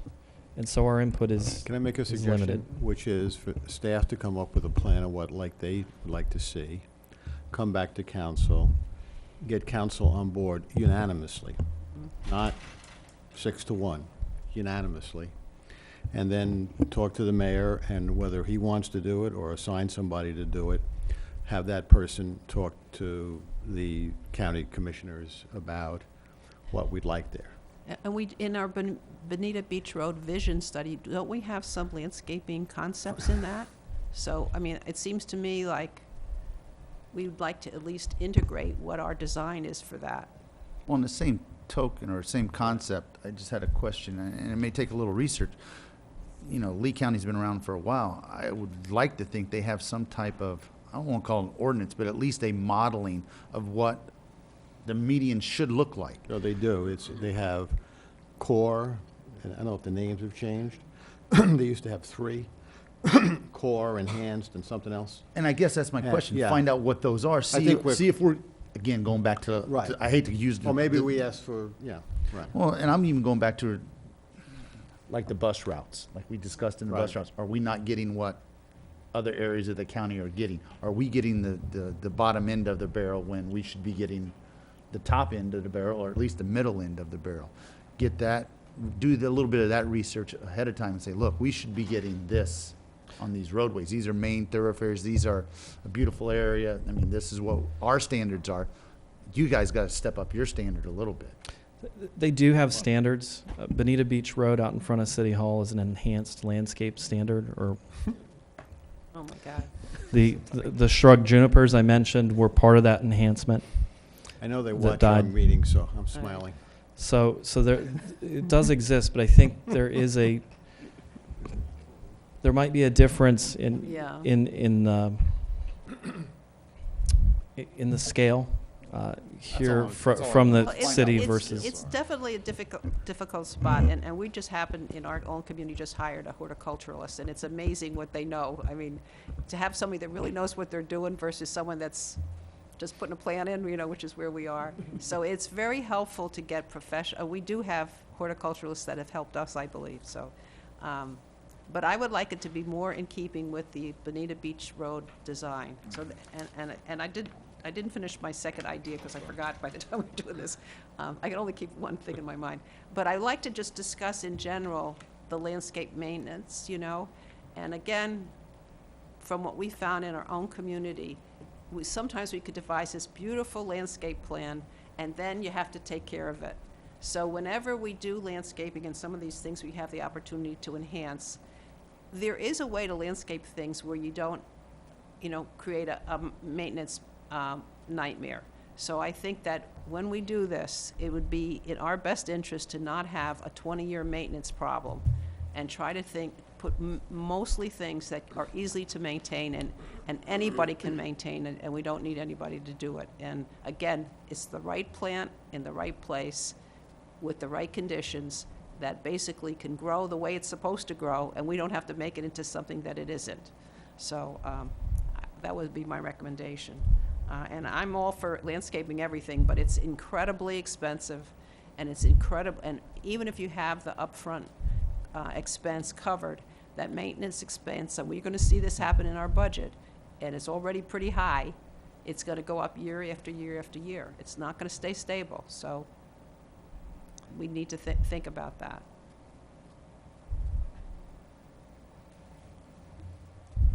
Council, what's your pleasure here?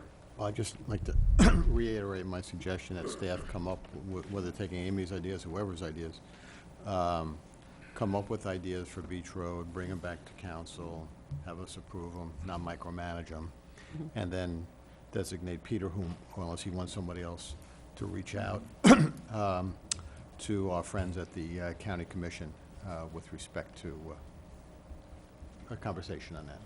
Is that fair, Pete? Sounds good. Yeah. Good. Second. Okay, that's a motion and a second. Further discussion? Roll call, please. Councilman O'Flynn, Aye. Councilman Forbes, Aye. Councilwoman Carumba, Aye. Councilman DeWitt, Aye. Councilwoman Carr, Aye. Mayor Simmons. Aye. And just to clarify, on the city-maintained roads, if this is a good working map order of prioritization in general, then we would move forward as this is a planning tool if that's council's direction. Sounds good to me. Is that The a only motion? other thing to add in, could you take a look into the, consistent with that, take a look into the MSTUs, just to understand how they work in Collier? Along with what Bonita Lakes did, just to see. Do you need a motion? Yes, please, we'll use this map as a planning tool. Second. Okay, there's been a motion and a second. Further discussion? Roll call, please. Councilman Forbes. Aye. Councilwoman Carumba. Aye. Councilman DeWitt. Aye. Councilwoman Carr. Aye. Mayor Simmons. Aye. Councilman O'Flynn. So moving on to the gateway of I-75, and what I'd like to do is bring your attention to the last page of the existing capital improvements plan. And you'll see that we do have a placeholder with carryover for the highway monument welcome sign at $300,000. And the flagpole, I'm going to add the flagpole as part of that entryway or gateway features, $40,000. As we do have current carry-on budget here, what we'd like to do is get some input from council as whether you'd like us to have a discussion with DPZ of taking some of their preliminary drawings and designs into a step further as just a sort of a phase one of understanding what kind of project could be there and getting some idea of some potential cost estimates. With the funds that we have there, we were thinking of bringing back a request for proposal, a request from them to start some design, and that could include incorporating the flagpole within that design. And that was some of the very preliminary drawings that they provided during the Biddy Beach Road visioning study. We thought that could be a phase one, and that would help us plan for future years of funding should we decide to move forward. Also, cost of permitting and design. Well, I'm very much in favor of the Gateway Monument, and I don't know what time frame we'd want to do it, so I do think we need some more planning. And my personal opinion is it would be nice if we could incorporate it into the same thing rather than have a separate flagpole, because you want to have, in my view, you need one feature rather than competing, iconic features. But that's up to DPZ. I'm not a designer. They were looking at providing a consistent view of that, Right. and they were incorporating the flagpole into the design, is Oh, some of okay. the preliminary drawings they had, but we had no cost estimates from that. Right. It was also skimming on looking at some private property with public property. So I think we'd want to make our first focus of looking at the public intersection there and having them give us some more detailed design work, and then from there, maybe getting some cost estimates so that we can see, is it a viable project? What's required in permitting and the coordinating we'd have to do with the state agency as well. Second. Okay, been a motion and a second. Further discussion? Well, what about FDOT enhancing the I-75 interchange of Beach Road? If you look at what they did over at Stewart, it's beautiful, and it wasn't just a nice bunch of grouping of palm trees on either end of the interchange, but it really looks good. They have designed a landscape for that interchange, and they're moving to construction of that. So Okay. that request that was made 2 years ago by this council was heard by them, and they've actually moved it forward, designed it, and it should be being constructed here in the very near future. Good. But would it be but how would it integrate with the? We would work with DPZ to provide the plans that FDOT Mhm. has so that it's complementary. Okay, thank you. We're going to cut the trees down and then put. We're going to cut the trees down. Sounds good. Yeah, You got to count them. Make sure you put hardwoods and natives in too. And because this is in the current CIP, I don't think we need a motion on that. We would just come forward with getting some proposals from DPZ. Okay. The second would be the US 41 bridge beautification.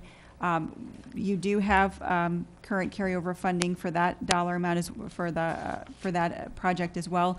And we were looking at seeing if we could getting a proposal from DPZ, and then having all of that consistent in the branding of what we're trying to accomplish. Second. Okay, there's been a motion and a second. Is there further discussion? I guess we don't. We do need a motion on this one. Okay, roll call, please. Councilman Forbes. Aye. Councilwoman Carumba. Aye. Councilman DeWitt. Aye. Councilwoman Carr. Aye. Mayor Simmons. Aye. Councilman O'Flynn. Aye. The last of the roadway aesthetics is we've heard several last two budget cycles, discussion about overall our entryway signs, our street signs. You have some photographs here I want to share with you, and we are now currently getting quite a bit of, I think we had 3 emails over the weekend about the sign location on Old 41. As you can see, it's in a real state of decay. We've also had emails and comments from folks on the entryway sign on Estero, the entrance there at Lover's Key State Park there as well. What we didn't want to do is spend a few $1,000s on a Band-Aid if the idea is that we're going to be creating a branding and design. We wanted to kind of get an idea from council if you'd like us to look at bringing back the idea of the overall gateway signs. We've talked about it previously. There had been planned different entryways into the city off of Imperial Parkway was one, US 41 was one, that we would look at overall consistent messaging and design of the gateway signs, and maybe this is something we would like to get some feedback from DPZ on. We do know that the one by the beach, there could be some painting and refreshing that could be done to that currently. We did some repairs. The one at the beach could be painted and refreshed, but as you can see, it has some landscaping, native landscaping that actually does quite well. That one we probably could spruce up in the interim while DPZ looked at this, but the one on Old 41, we have made repairs to not too long ago, and it's deteriorating to a point where we can't repair it. And really, what we'd like to do in the interim, if City Council's interested in a branding thing, is take the sign down, because it's a bad. It's Yes. bad, and we're beyond our ability to repair it, and we don't. It seems like it's investing good money after bad. We also don't, the design of it is not consistent with the remaining designs of the city, and also it's not consistent with the other sign on the beach as well. So it would be our recommendation to remove it at this time. Arlene, I want to emphasize this coordination and branding, and I think that they all have to be consistent from the iconic gateway on the 75 to anything that we do out on the beach. I think that all have to have a certain messaging. So I'm very much in favor of having DPC be the design controller there. So take down the sign, patch up the one that you have to, and give us some time to get something going. And then and I think there's another one, and I don't know where they are, but NCH on 41 has offered to put at their expense a sign around Pelican Colony Boulevard, something there.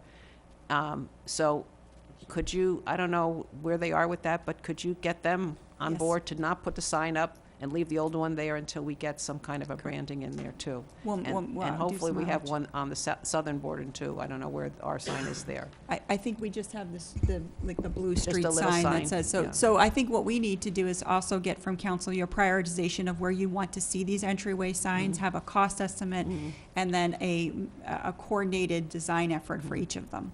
I personally think staff should come up with suggestions. I mean, not that you don't want our input, but Right. where to put signs. I agree.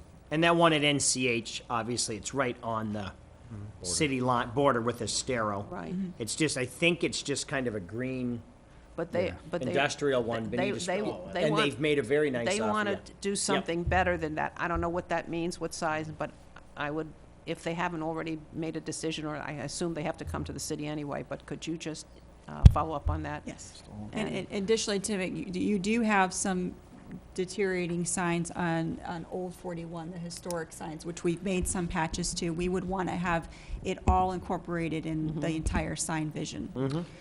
Yes. And in keeping with that, we've also had feedback several times about our street signs, and we also have different colors that delineate a city-maintained street sign and a city road-maintained street sign and a private maintained road. We've been looking at other examples of how communities do it. Some of them put a city logo on the city street sign so they don't change colors.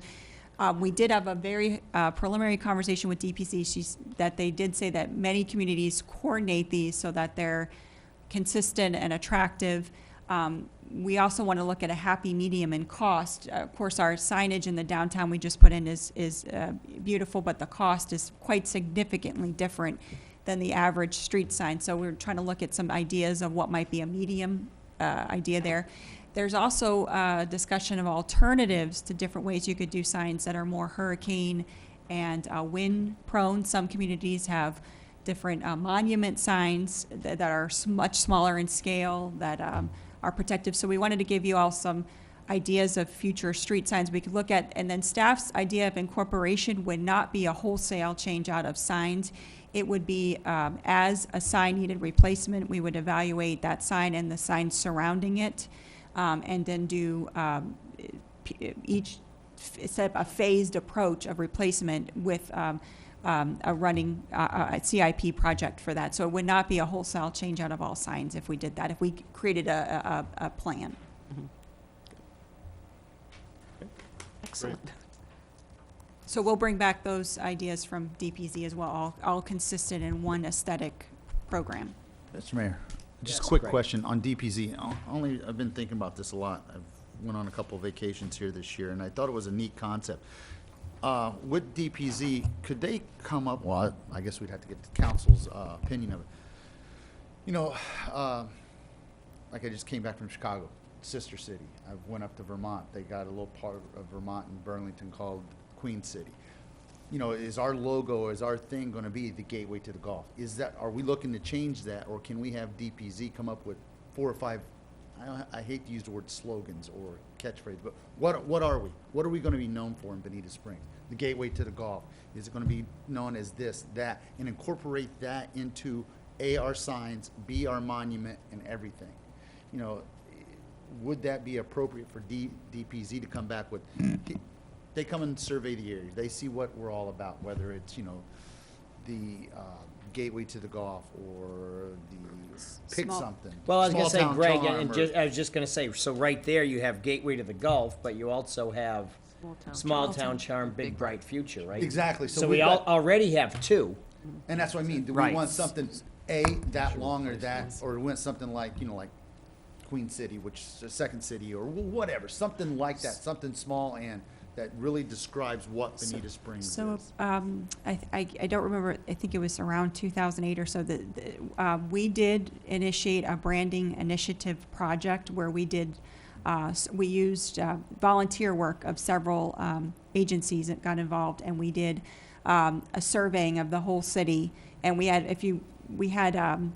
they had decided that our character was a cross between Jimmy Buffett and there was different characters we chose. Flip-flops was the shoes that we chose. So they did Right, surveying of the right, whole right, entire, and Jared's- arts was part of the evaluation as far, and there was a whole characterization of the city, which then led to the colors that are in the new logo, and the design, where environmental concerns were of a high interest, arts were of a high interest. So there was and it was presented through an online survey.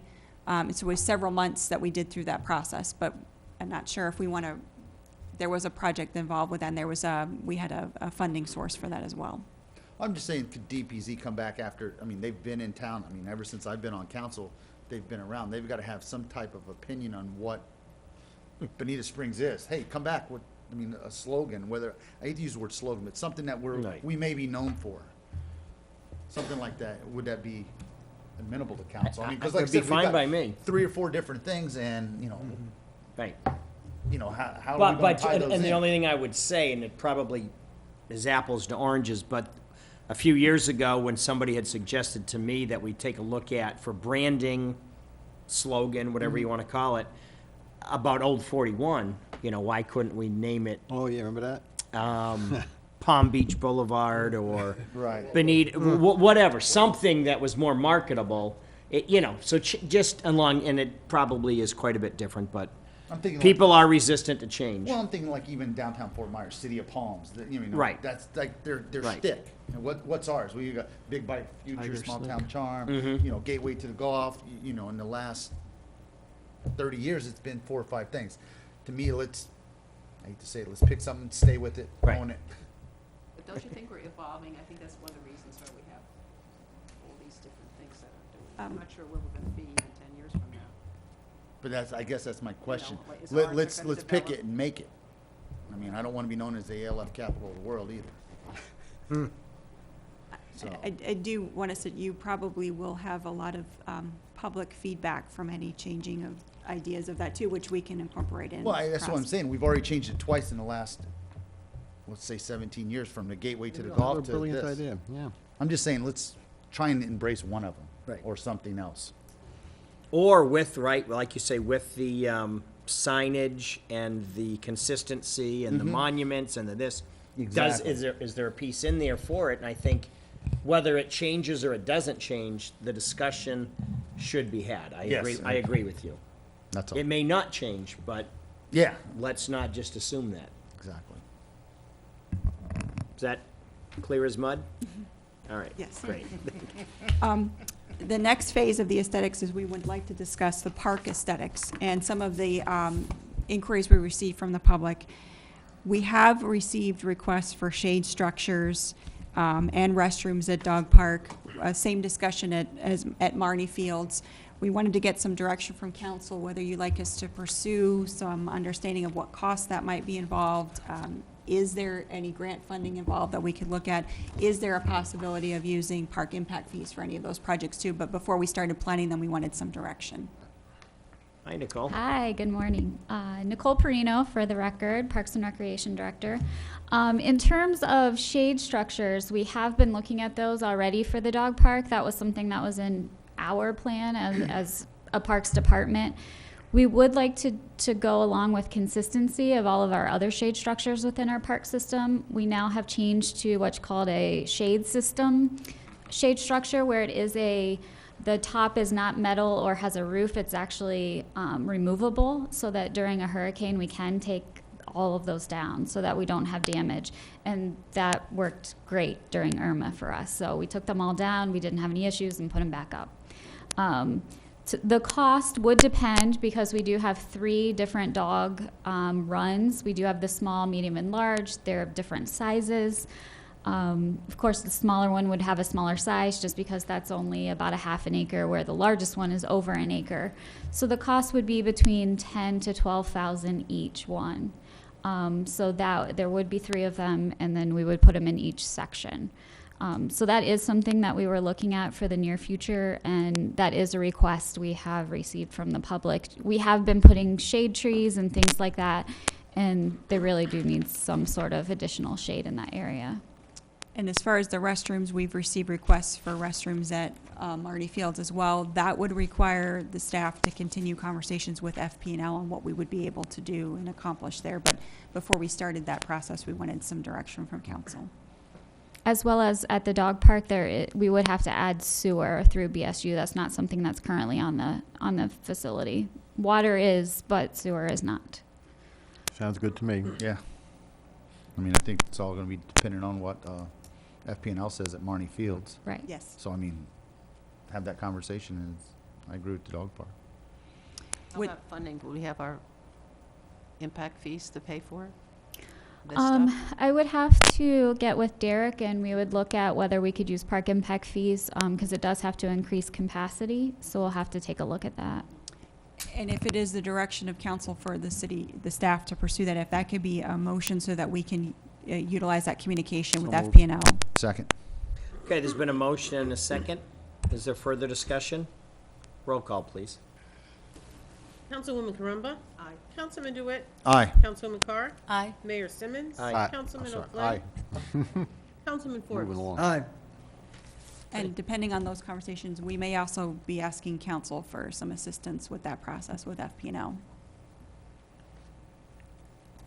Along with that, real quick, on Marnie Fields, I know it backs up to, I believe, the Eagles. Would it be worth having a conversation with the Eagles if they have property, maybe construct Yeah. something off the, put it on that north side if The- FP&L says no? The north side property we acquired from the Eagles, so that is part of Marnie Fields, was the Eagles property. I don't know that they have any additional, because they've actually asked us for use of I'm ours just saying for if events. FP&L says no, you Yeah. can't put a structure there for restrooms, I mean, maybe we can do it in conjunction with the Eagles to have a freestanding facility. If they have something outside, they have access to it, that type of, Sure. that type We've of actually looked partnership. at parks, the Parks Department has looked at different areas where it wouldn't affect any entry into the power lines. So we do think that there is a way to have a conversation with them that we have areas where it could be that wouldn't affect their access to the power lines.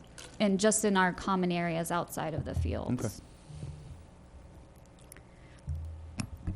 The next one? you wanna So move on? we've also received inquiries about water features in the past, splash pads at different locations, and pool improvements or children's aquatics activities. We wanted to see if council wanted to, we also have the program with the YMCA, a reciprocal program with them as well. But we wanted to know if there's any suggestions that you'd like us to look at any planning for any of those more specific pool improvements or activities.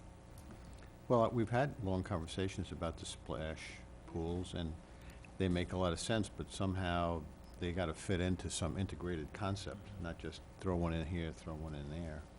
I think, And it's a cost issue. well, that's what I say. I'd like to get some information back on even our pool. I know it's getting, I mean, it's got to be at least 30 years old. In the Correct. 25 to 30 years old, I mean, it's going to need refurbed here soon. Can we make that all one concept when we refurb the pool to put in zero entry for smaller kids and stuff like that? Our current pool can't be changed to do that. We are at the lifetime capacity of, the pool does need resurfaced in the next, actually now.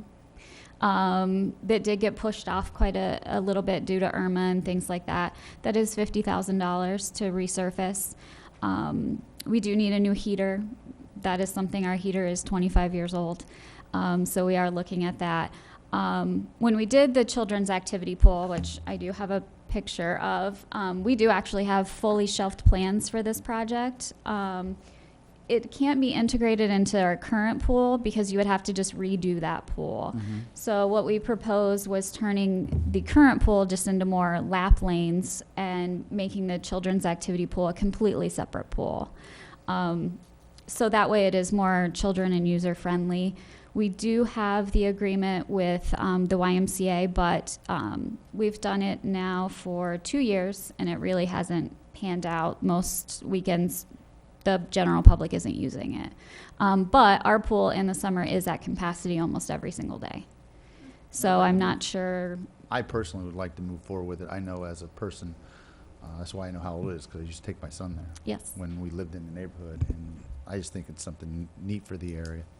Well, let's find out what the cost is. Yeah, that's what I mean. Let's move forward and find out what the cost is, not like. Yeah. We actually do have a put a cost shovel in the for dirt. that because it is a shelf plan that we're about to put out to bid, and it is approximately, I mean, it is expensive. It's about $750,000.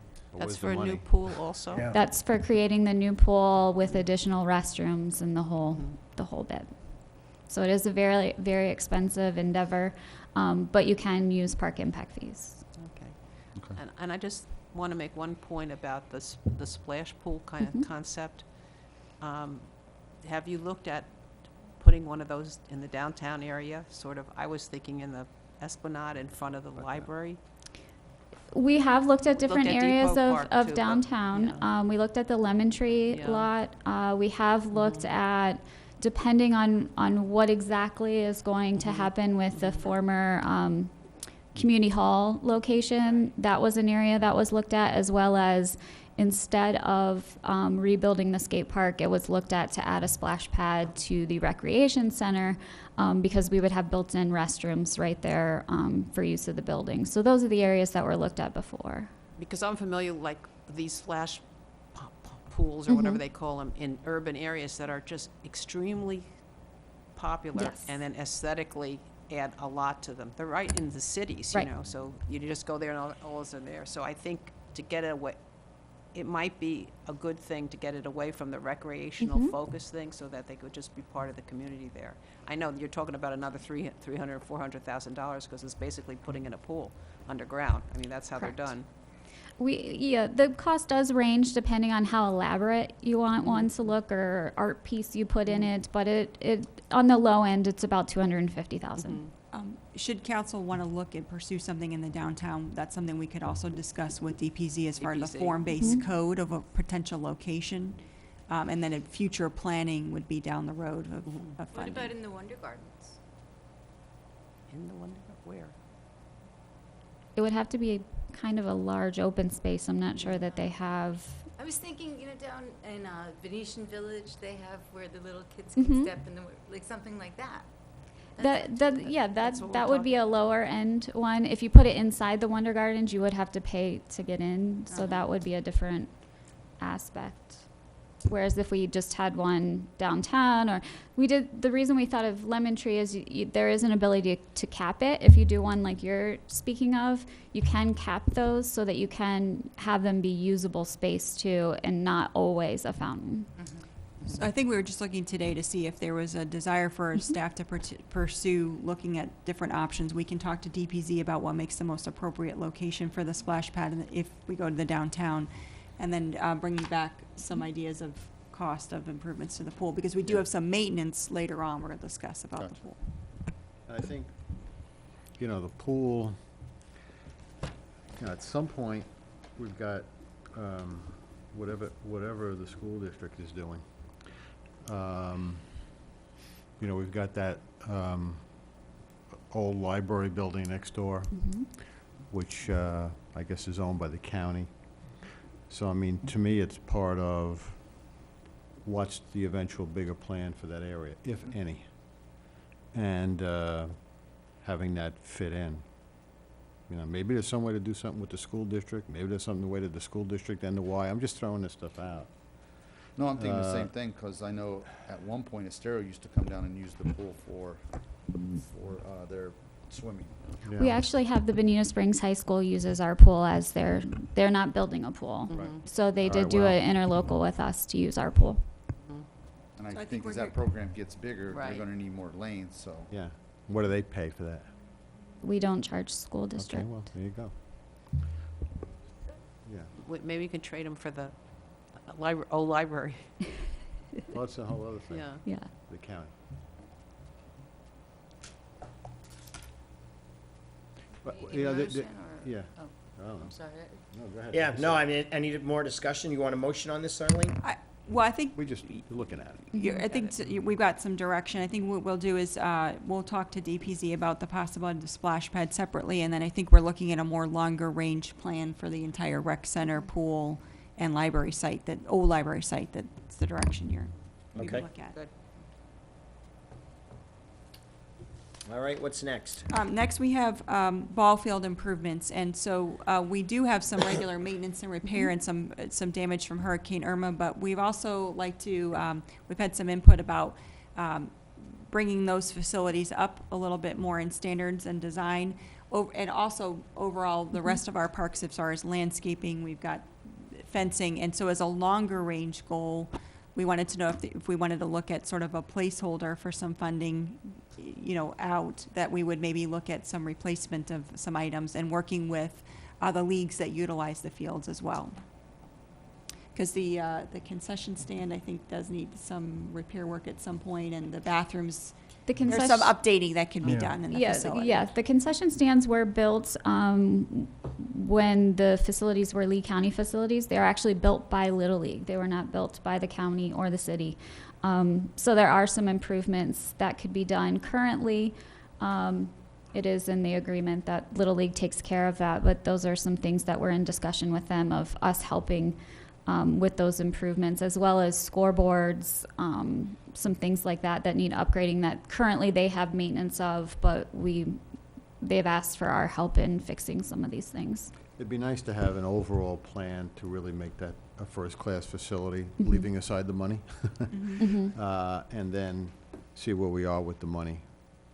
Oh, I agree. Consistent with everything else you're doing here. In other Mhm. words, I come agree. up I with mean- our goals, and then we'll figure out how do we get money. Mhm. Maybe private, maybe public, maybe. Well, and, I hate to use the word cliche, but it's, if we build it, maybe to bring it back, because I know when Right.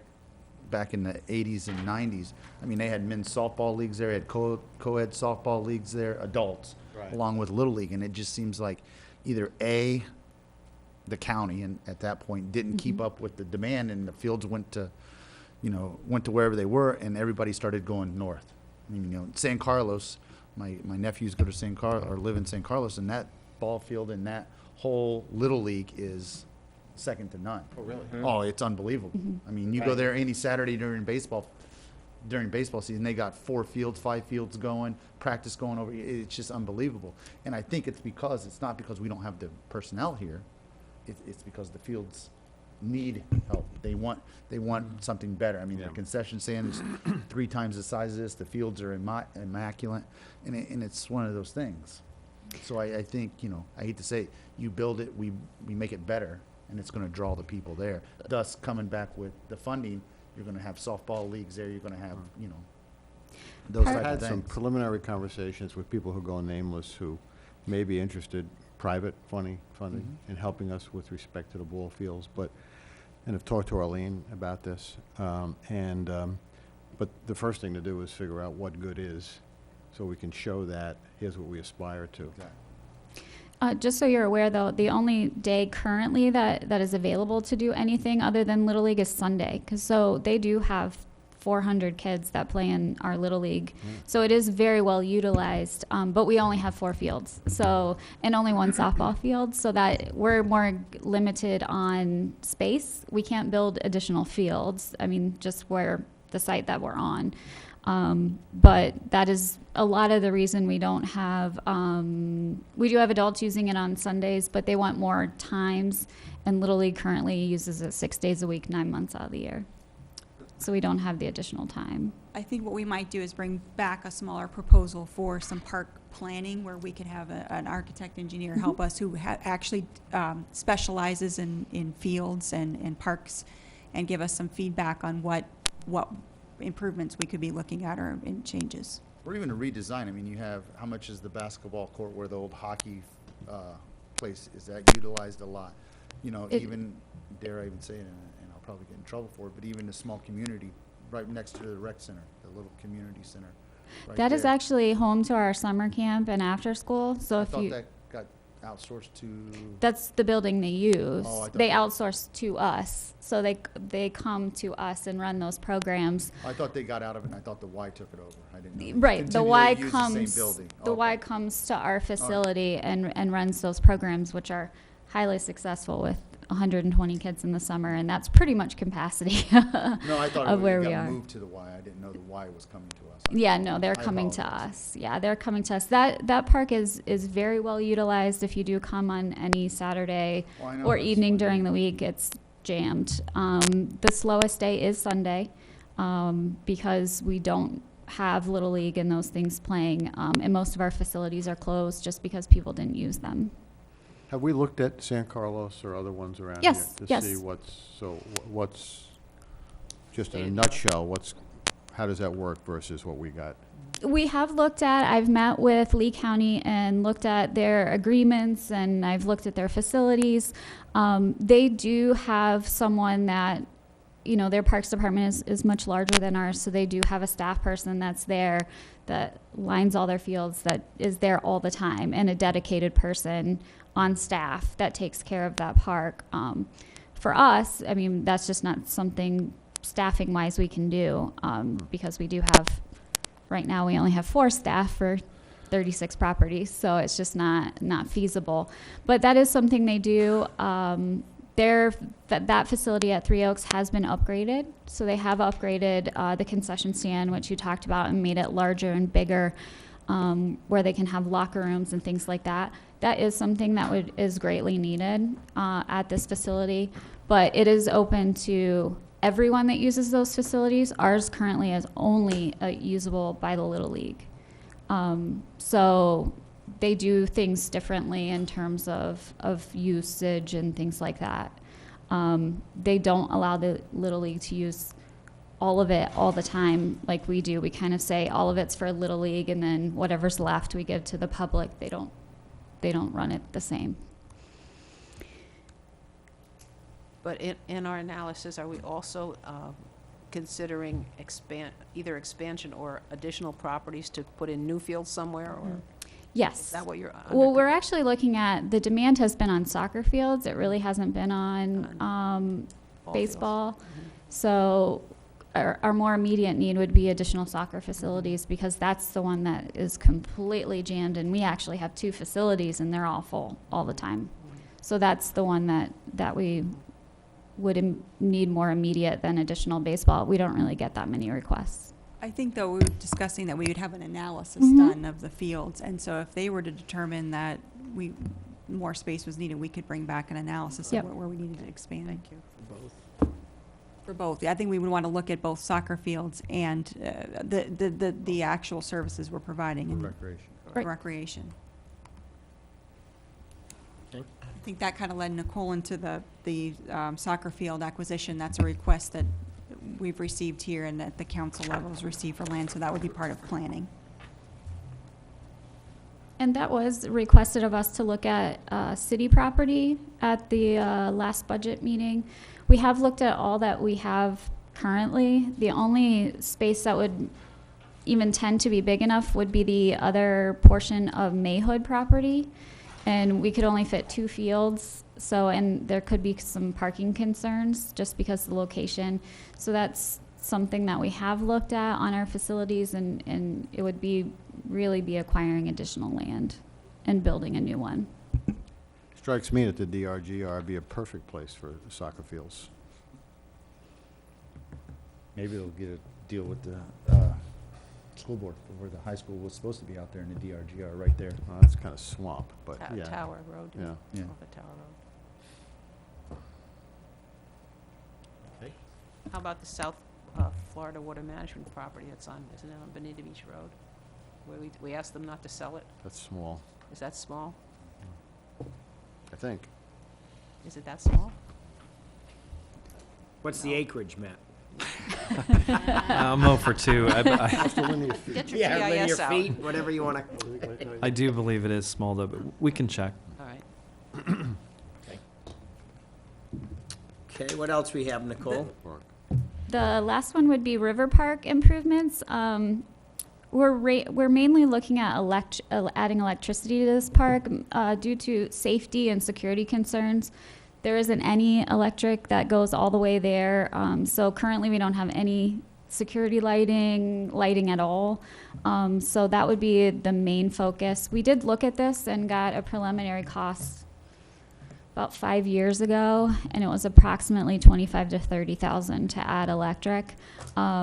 But now with the continually adding art pieces, and we do have canoe kayak launch, we have boardwalks, we have all of this different systems in there, that it would be more user-friendly and safety and security if we did add electric to this park. My view is River Park needs a hard look because just yesterday I happened to be on the river and I came in around that back part of my kayak, and it's pretty well documented. It's almost, it's very awkward, to be polite, to get your kayak from a parking spot in River Park onto the docks, and yet there are 2 great dock systems. Yep. All right, and the reason is you're doing these walkways. Right. So I would, I know Dan Danauer has talked about, he's volunteering on stuff, and Kathy's involved somewhat, I guess. I'm not sure how they work together or not, but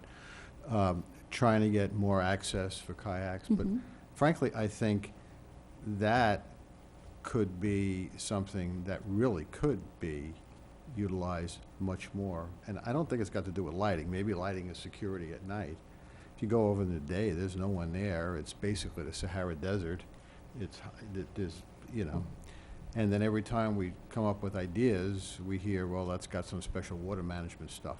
But I'd rather have staff go back and kind of open the box up and think about ideas for real kayak launches. Maybe there could be a soccer field there. I don't know.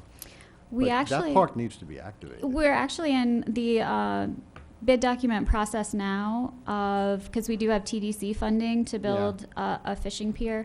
That configuration where the canoe kayak launch is will be reconfigured in that. Well, I'm talking about the walkway to it. Right, that's what's going to be changed is All the right. boardwalk, Well, that's so it will wonderful be news. easier.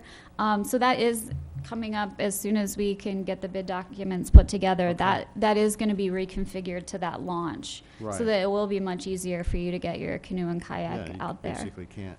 Yeah, it was not configured correctly in the Yeah. beginning, and it is getting changed. So that one is getting changed now. That's good. In terms of, and we did look at the park in terms of soccer facilities, and due to the eagle's nest and things that are out there, we don't have enough open space that we could put soccer facilities based on the acreage. Just due to the rain gardens, I can't take those out. They are permitted through South Florida Water Management.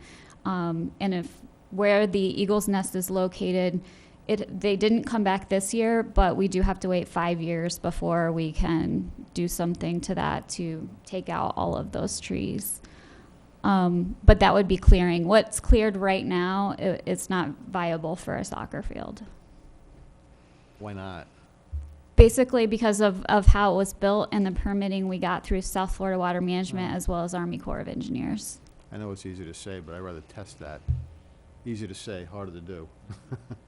It's actually, we're having some issues right now with the Department of Environmental Protection on these sort of issues and not allowing other uses. I was gonna say, because it's a wonderful space, and I don't sit there and monitor numbers, but I know it's not being used. Right.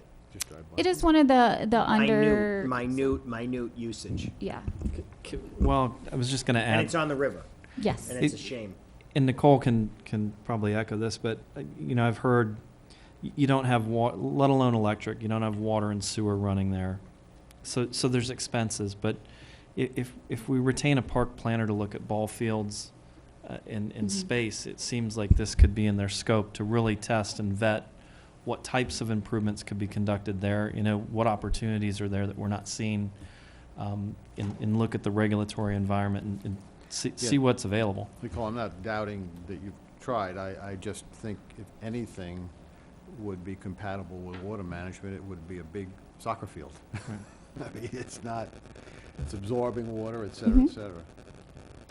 So it could be something that could be looked at in that Yeah, process. absolutely. And then also the Art in Public Places is thinking about making it somewhat of a sculpture garden. and Correct. That's what is being discussed, that we might get some emplacements from, what's the name of that?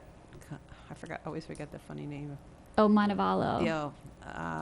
A sculpture school to bring their student things in here and have them in place for a year or something and have a big sculpture festival. So Correct.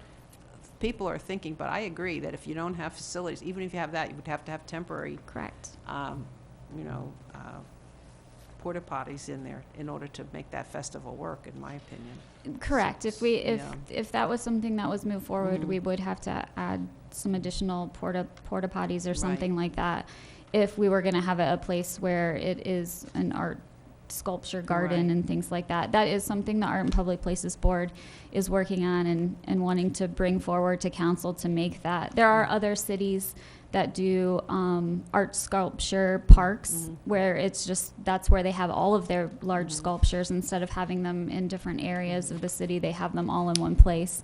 And that's something the Art and Public Places Board would really like to do to this park. I think we've thrown DPZ's name around here, and assuming it's cost-effective, I'd like to, and maybe it's not them, maybe it's somebody else if it's cost-effective. Let's get an overall plan, including what they want, including what, maybe soccer fields, maybe the kayaking, whatever, an overall plan for River Park. And if, somehow the Water Management District says, you can't plan anything, you just have to have a dusty road with a hole in the middle, we'll hear it. But, I mean, my God, as Peter said, it's a great spot. Right. So why don't we just, my suggestion is to do that, get an overall plan before we do stuff piecemeal.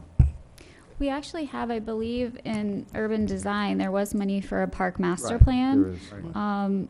So if you would like us to reach out, I think what we heard is that we would be looking at all of the park planning and getting an analysis of Right. the recreational Right. facilities we Yeah. have, so providing options. Thank you. Okay. We good? We need any motions or? No, we have direction from them. Okay. And then the last under the aesthetics is the Good Bread Grocery Dixie Moon. We have an accounting of the funds spent.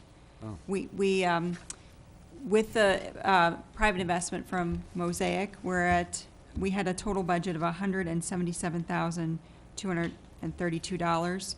To date, we have spent $129,317, so we have a remaining balance of $47,000, and that's also with the contribution from the Historic Preservation Board. We're at $47,914. Staff's planning a meeting.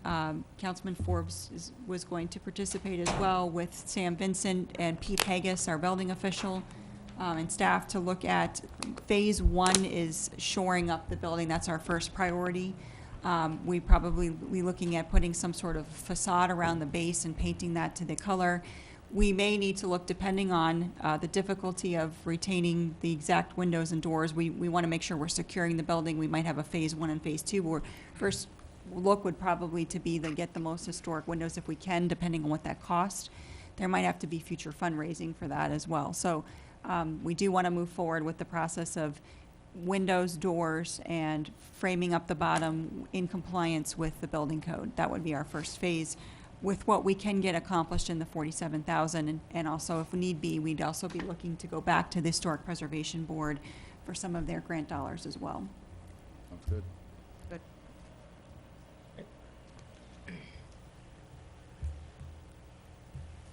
It hasn't been abandoned, It has not been abandoned. Just checking. It's on our list. in case NBC's wondering. Okay, thank you. You just plant a few shrubs around. Hasn't been Around abandoned the as base. previously reported. Yeah, as previously reported. Okay, just checking. All right, item 9. This is the discussion of City Main's facilities, and I'll keep this broad. I'm probably going to take all of them in one swoop. We wanted to put these all on your radar that coming in March. These are general repair and maintenance items. Taking one, for example, the City Hall air conditioner, this has been a long time Band-Aid situation we have. There was another large dollar amount Band-Aid that was brought to my attention. At this point, we're looking with a mechanical architect. We've given them the original plans to the building, and it might make more sense, and before we spend approximately $100,000 on a particular humidifying system for the building that only may give us 4 more or 5 more years of longevity, I'd rather we take the opportunity to look at the entire system and see if what replacement's necessary in the ducts and the process, and we're working with a mechanical architect to do that, to give us price options and price points. We'll need to bring that to you in March because we are getting to a critical time frame with that. With the recreation center, there's a need for a new air conditioner as well as the gym floor. We're going to be getting price estimates on that, bringing those to you for planning for next fiscal year. In general, we've had discussions about our vehicles and the equipment. We're going to be looking each year to be putting a replacement amount dollar in that, and we do have a list of the mileage of each of the vehicles and the condition. I'll let Matt add a little bit to that as well. No, just we'll continue on a phased replacement cycle. I think part of what we suffered from, in not to belabor discussion, but we had gluts of vehicles were bought in blocks previously here at the city, so it led to them coming basically all getting old at the same time. Yeah. And so, we've compiled that list. We're working it, and we'll continue to budget in amounts so that we can meet our needs, but get more of a phased replacement cycle going on those vehicles. Additionally, for our technology upgrades, we're going to pull that out into a separate CIP. We're going to prioritize the date of the equipments and the necessary upgrades, and then have a better accounting of where we are with our needs of all of our technology here for City Hall, large-scale equipments, cameras, and down to the PCs and replacement, and having a management plan so that each department doesn't individually have to have an ask for their particular computer. We'll have an understanding and a phase out, and then a drop point of if a computer can be handed back down to another level. We're going to try to implement a planning policy for that, so you'll see a CIP coming forward for that. as well as emergency management equipment. We have some radios and some other items. We need to provide a documentation of the condition and see where things need to be changed out. We'll have an item for that as well. And one of the things we wanted to prepare you all for in March is Laura Taylor and I participated in a program where we talked about incident management and the city's responses to incidents and emergencies. One of the things we heard that a sister city on the other coast did was a clear and cut program where they begin educating the public in early spring on preparing for hurricane season. And they actually provide funds for encouraging their citizens to cut away old branches, remove debris. It's also an opportunity to clean out your garages at that point, but they provide extra pickup of white goods and getting everything out of the way to prepare for hurricane season and cut back. And they do a lot of advertisement for that as well, especially in older communities with larger trees. So we want to bring back a program possibly to look at that. We might kick off a smaller scale of that with education this year, but looking to the future to have that and getting some ideas of what that might cost and coordinating with our waste removal folks to see what we need to do to prepare for that and see if we can partner with them on some costs with that as well. And then one thing we will be coming back for, which we will be doing individually for security purposes, and this might be more immediate need, is we do need to come forward with some security infrastructure improvements at all of our facilities. We will be educating you all one-on-one on those for protection reasons. And then when you see a CIP item, that is completely a public process. The improvement would be a public process. But we want to go through the previous plans that you received information on, some more information we received since then, but we may be asking for an ask for that sooner than later.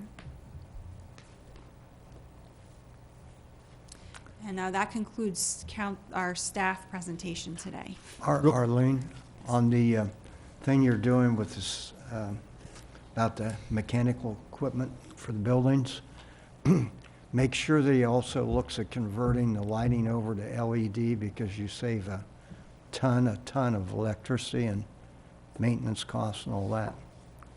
Some systematic approach to each one of our facilities. And the only other thing I would add, and I know our finance staff does a great job, just for March when we come back, if we could look at some type of, depreciation, even making a policy. I know in my full-time job, we have a depreciation of like 2% of what the assets are. And that would give you the funding mechanism. Sometimes if something pops up, you have that funding mechanisms in a reserve over there for that depreciation, and it's just something to think about. And going back to kind of Matt's thing, there's nothing wrong with buying 3 or 4 vehicles at once if you start soon enough putting money away for it. It's one thing. The same thing with computers. I mean, we have a life expectancy of 3 to 5 years on computers, but at year 2 we start putting a little bit of money away, so it's not that big of a. It's more of a smoothing technique than a waxing and waning.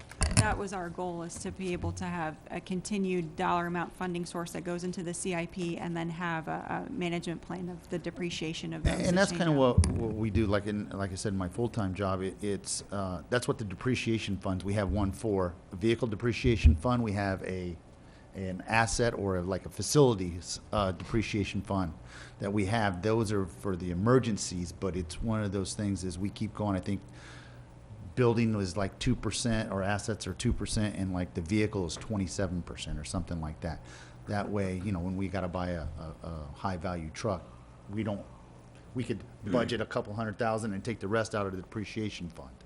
So it's not such a big ask at the time. So just the thought process for when we start this budget process, for Ann and her staff to look at it and say, all right, this is what 2% would be. This is what 2% of the building costs, whether it's parks, whether it's recs, whether it's the recreation center, whether it's the pool, those type of things, our total asset number.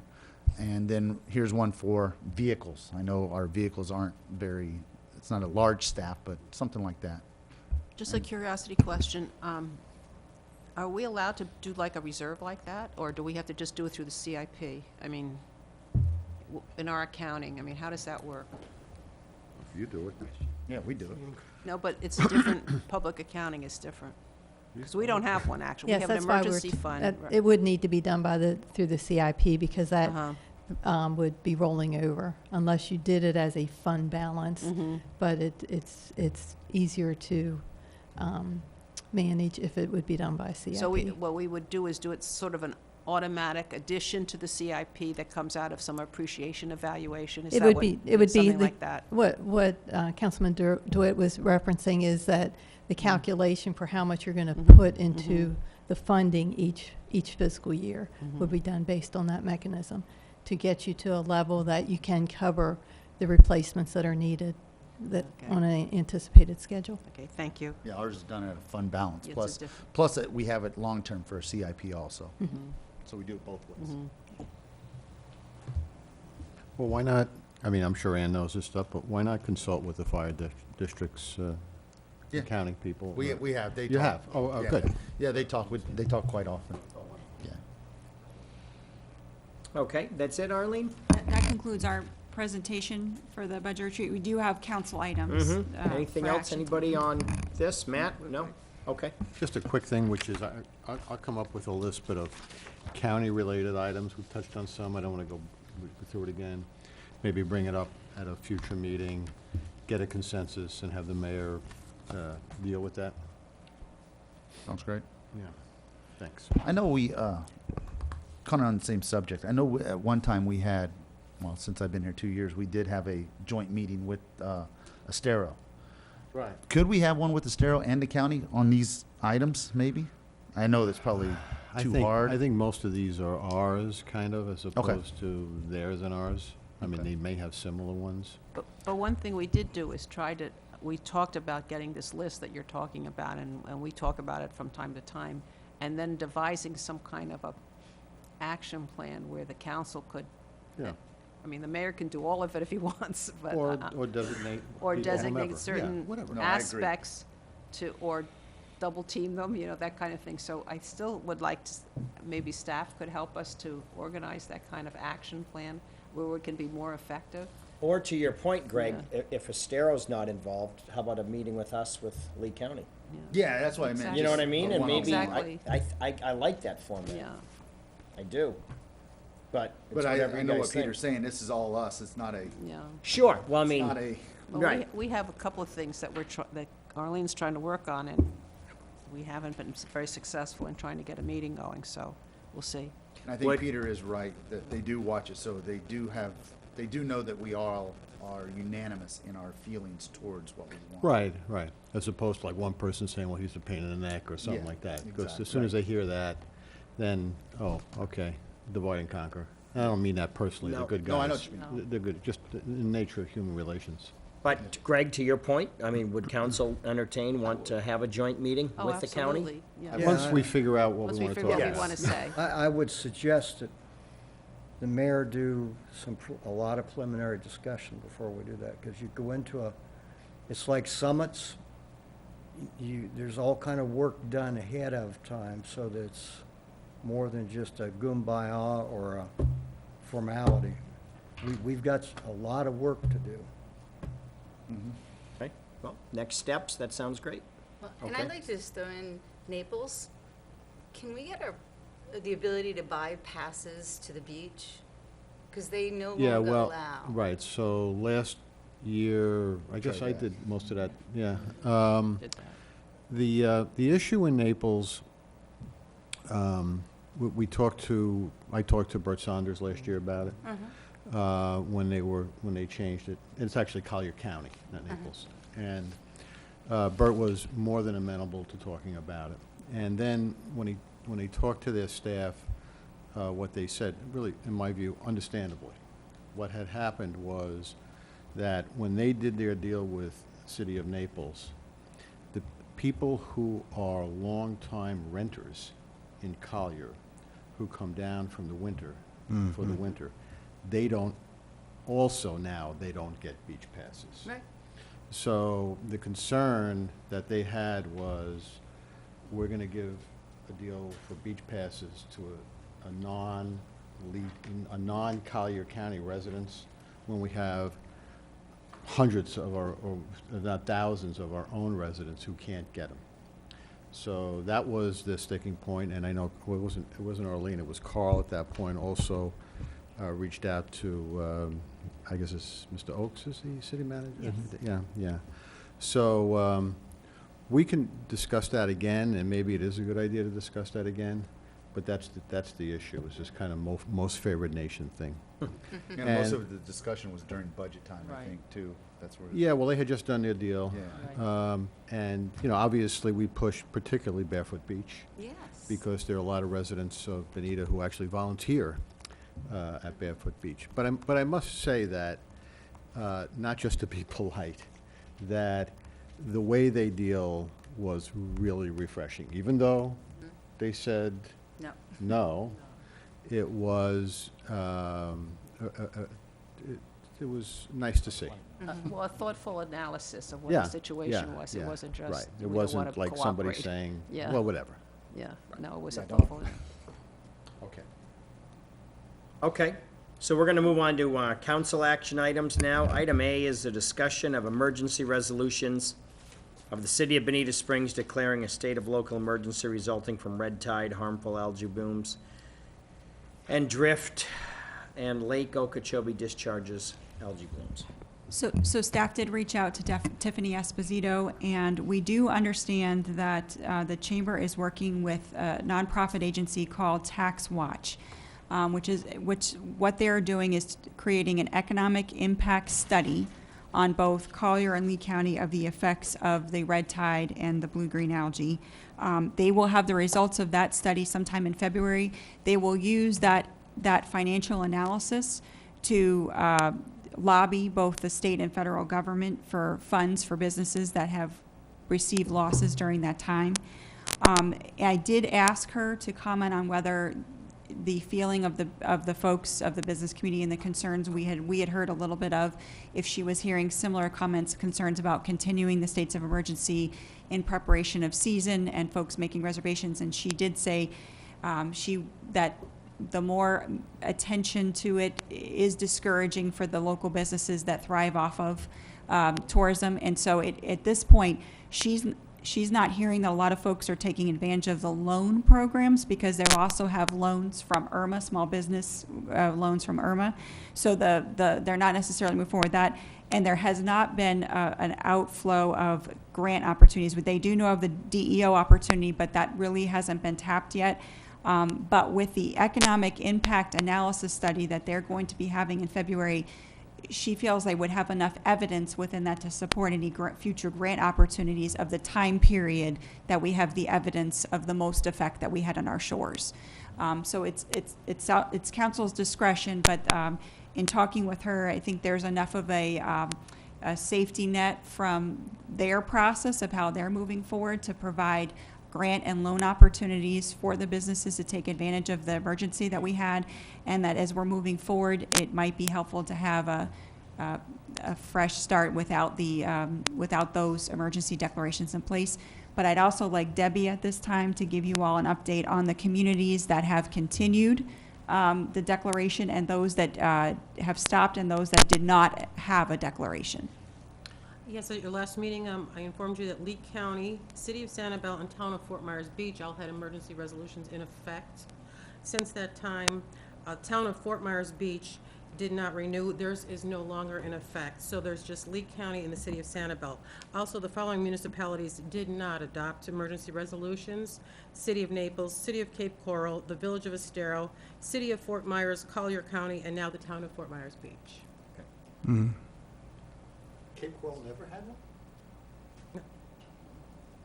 one? And it had something to do with, under a state of emergency, the cost of personnel. Oh, in Candy Cape? Right, Oh. right. So, Okay, they got a much bigger operation. right, Yeah. right. I would feel comfortable not renewing it. I don't know Yeah. how We anybody can else. always do it if it's needed. We could always do it later, but Sure. I think it might be okay if we Yeah, don't do it. I agree. So I would make that motion to not Okay. renew it if we need a motion not to renew I don't it. think you need a Second. motion not to renew it. Yeah, or whatever. Well, I don't know if we need it, but That was for whatever. lack of a Well, I think we have direction, and so it will, Derek, correct me, right? It expired yesterday. expired. Expired yesterday. Just let it expire. So Gently into we're that done. good night. Yeah. We're done. Yeah, okay. Were you Good with it job. when it expired, We Derek? like working that way. Were you holding it when it expired? Okay, Cradling it. Did it catch on Cradling. fire Welcome to or Bonita. what? yes. All right, B is ratification of modification Z0505. So if you recall, the last meeting, we asked the permission of council, have the mayor sign each of our FEMA sub-recipient grant applications. As you recall, the funds that we're getting reimbursement from FEMA, they first go through the state, and this is our second agreement that we received, and this is for Kent. Luke Street. Luke Street. All right. Total amount was, So moved. Well, he already signed it, right? We did, this is a ratification of the mayor's okay. signature. I thought you All right. said this was, There's been a motion and a second. Further discussion? Roll call, please. Councilman DeWitt. aye. Councilwoman Carr. Aye. Mayor Simmons. Aye. Councilman O'Flynn. Aye. Councilman Forbes. Aye. Councilwoman Carumba. Aye. Okay, great. Team, anything else? That's all we have. Okay, great. Public comment? Seeing none? Motion to adjourn? So moved. We are adjourned. Thank you, everybody.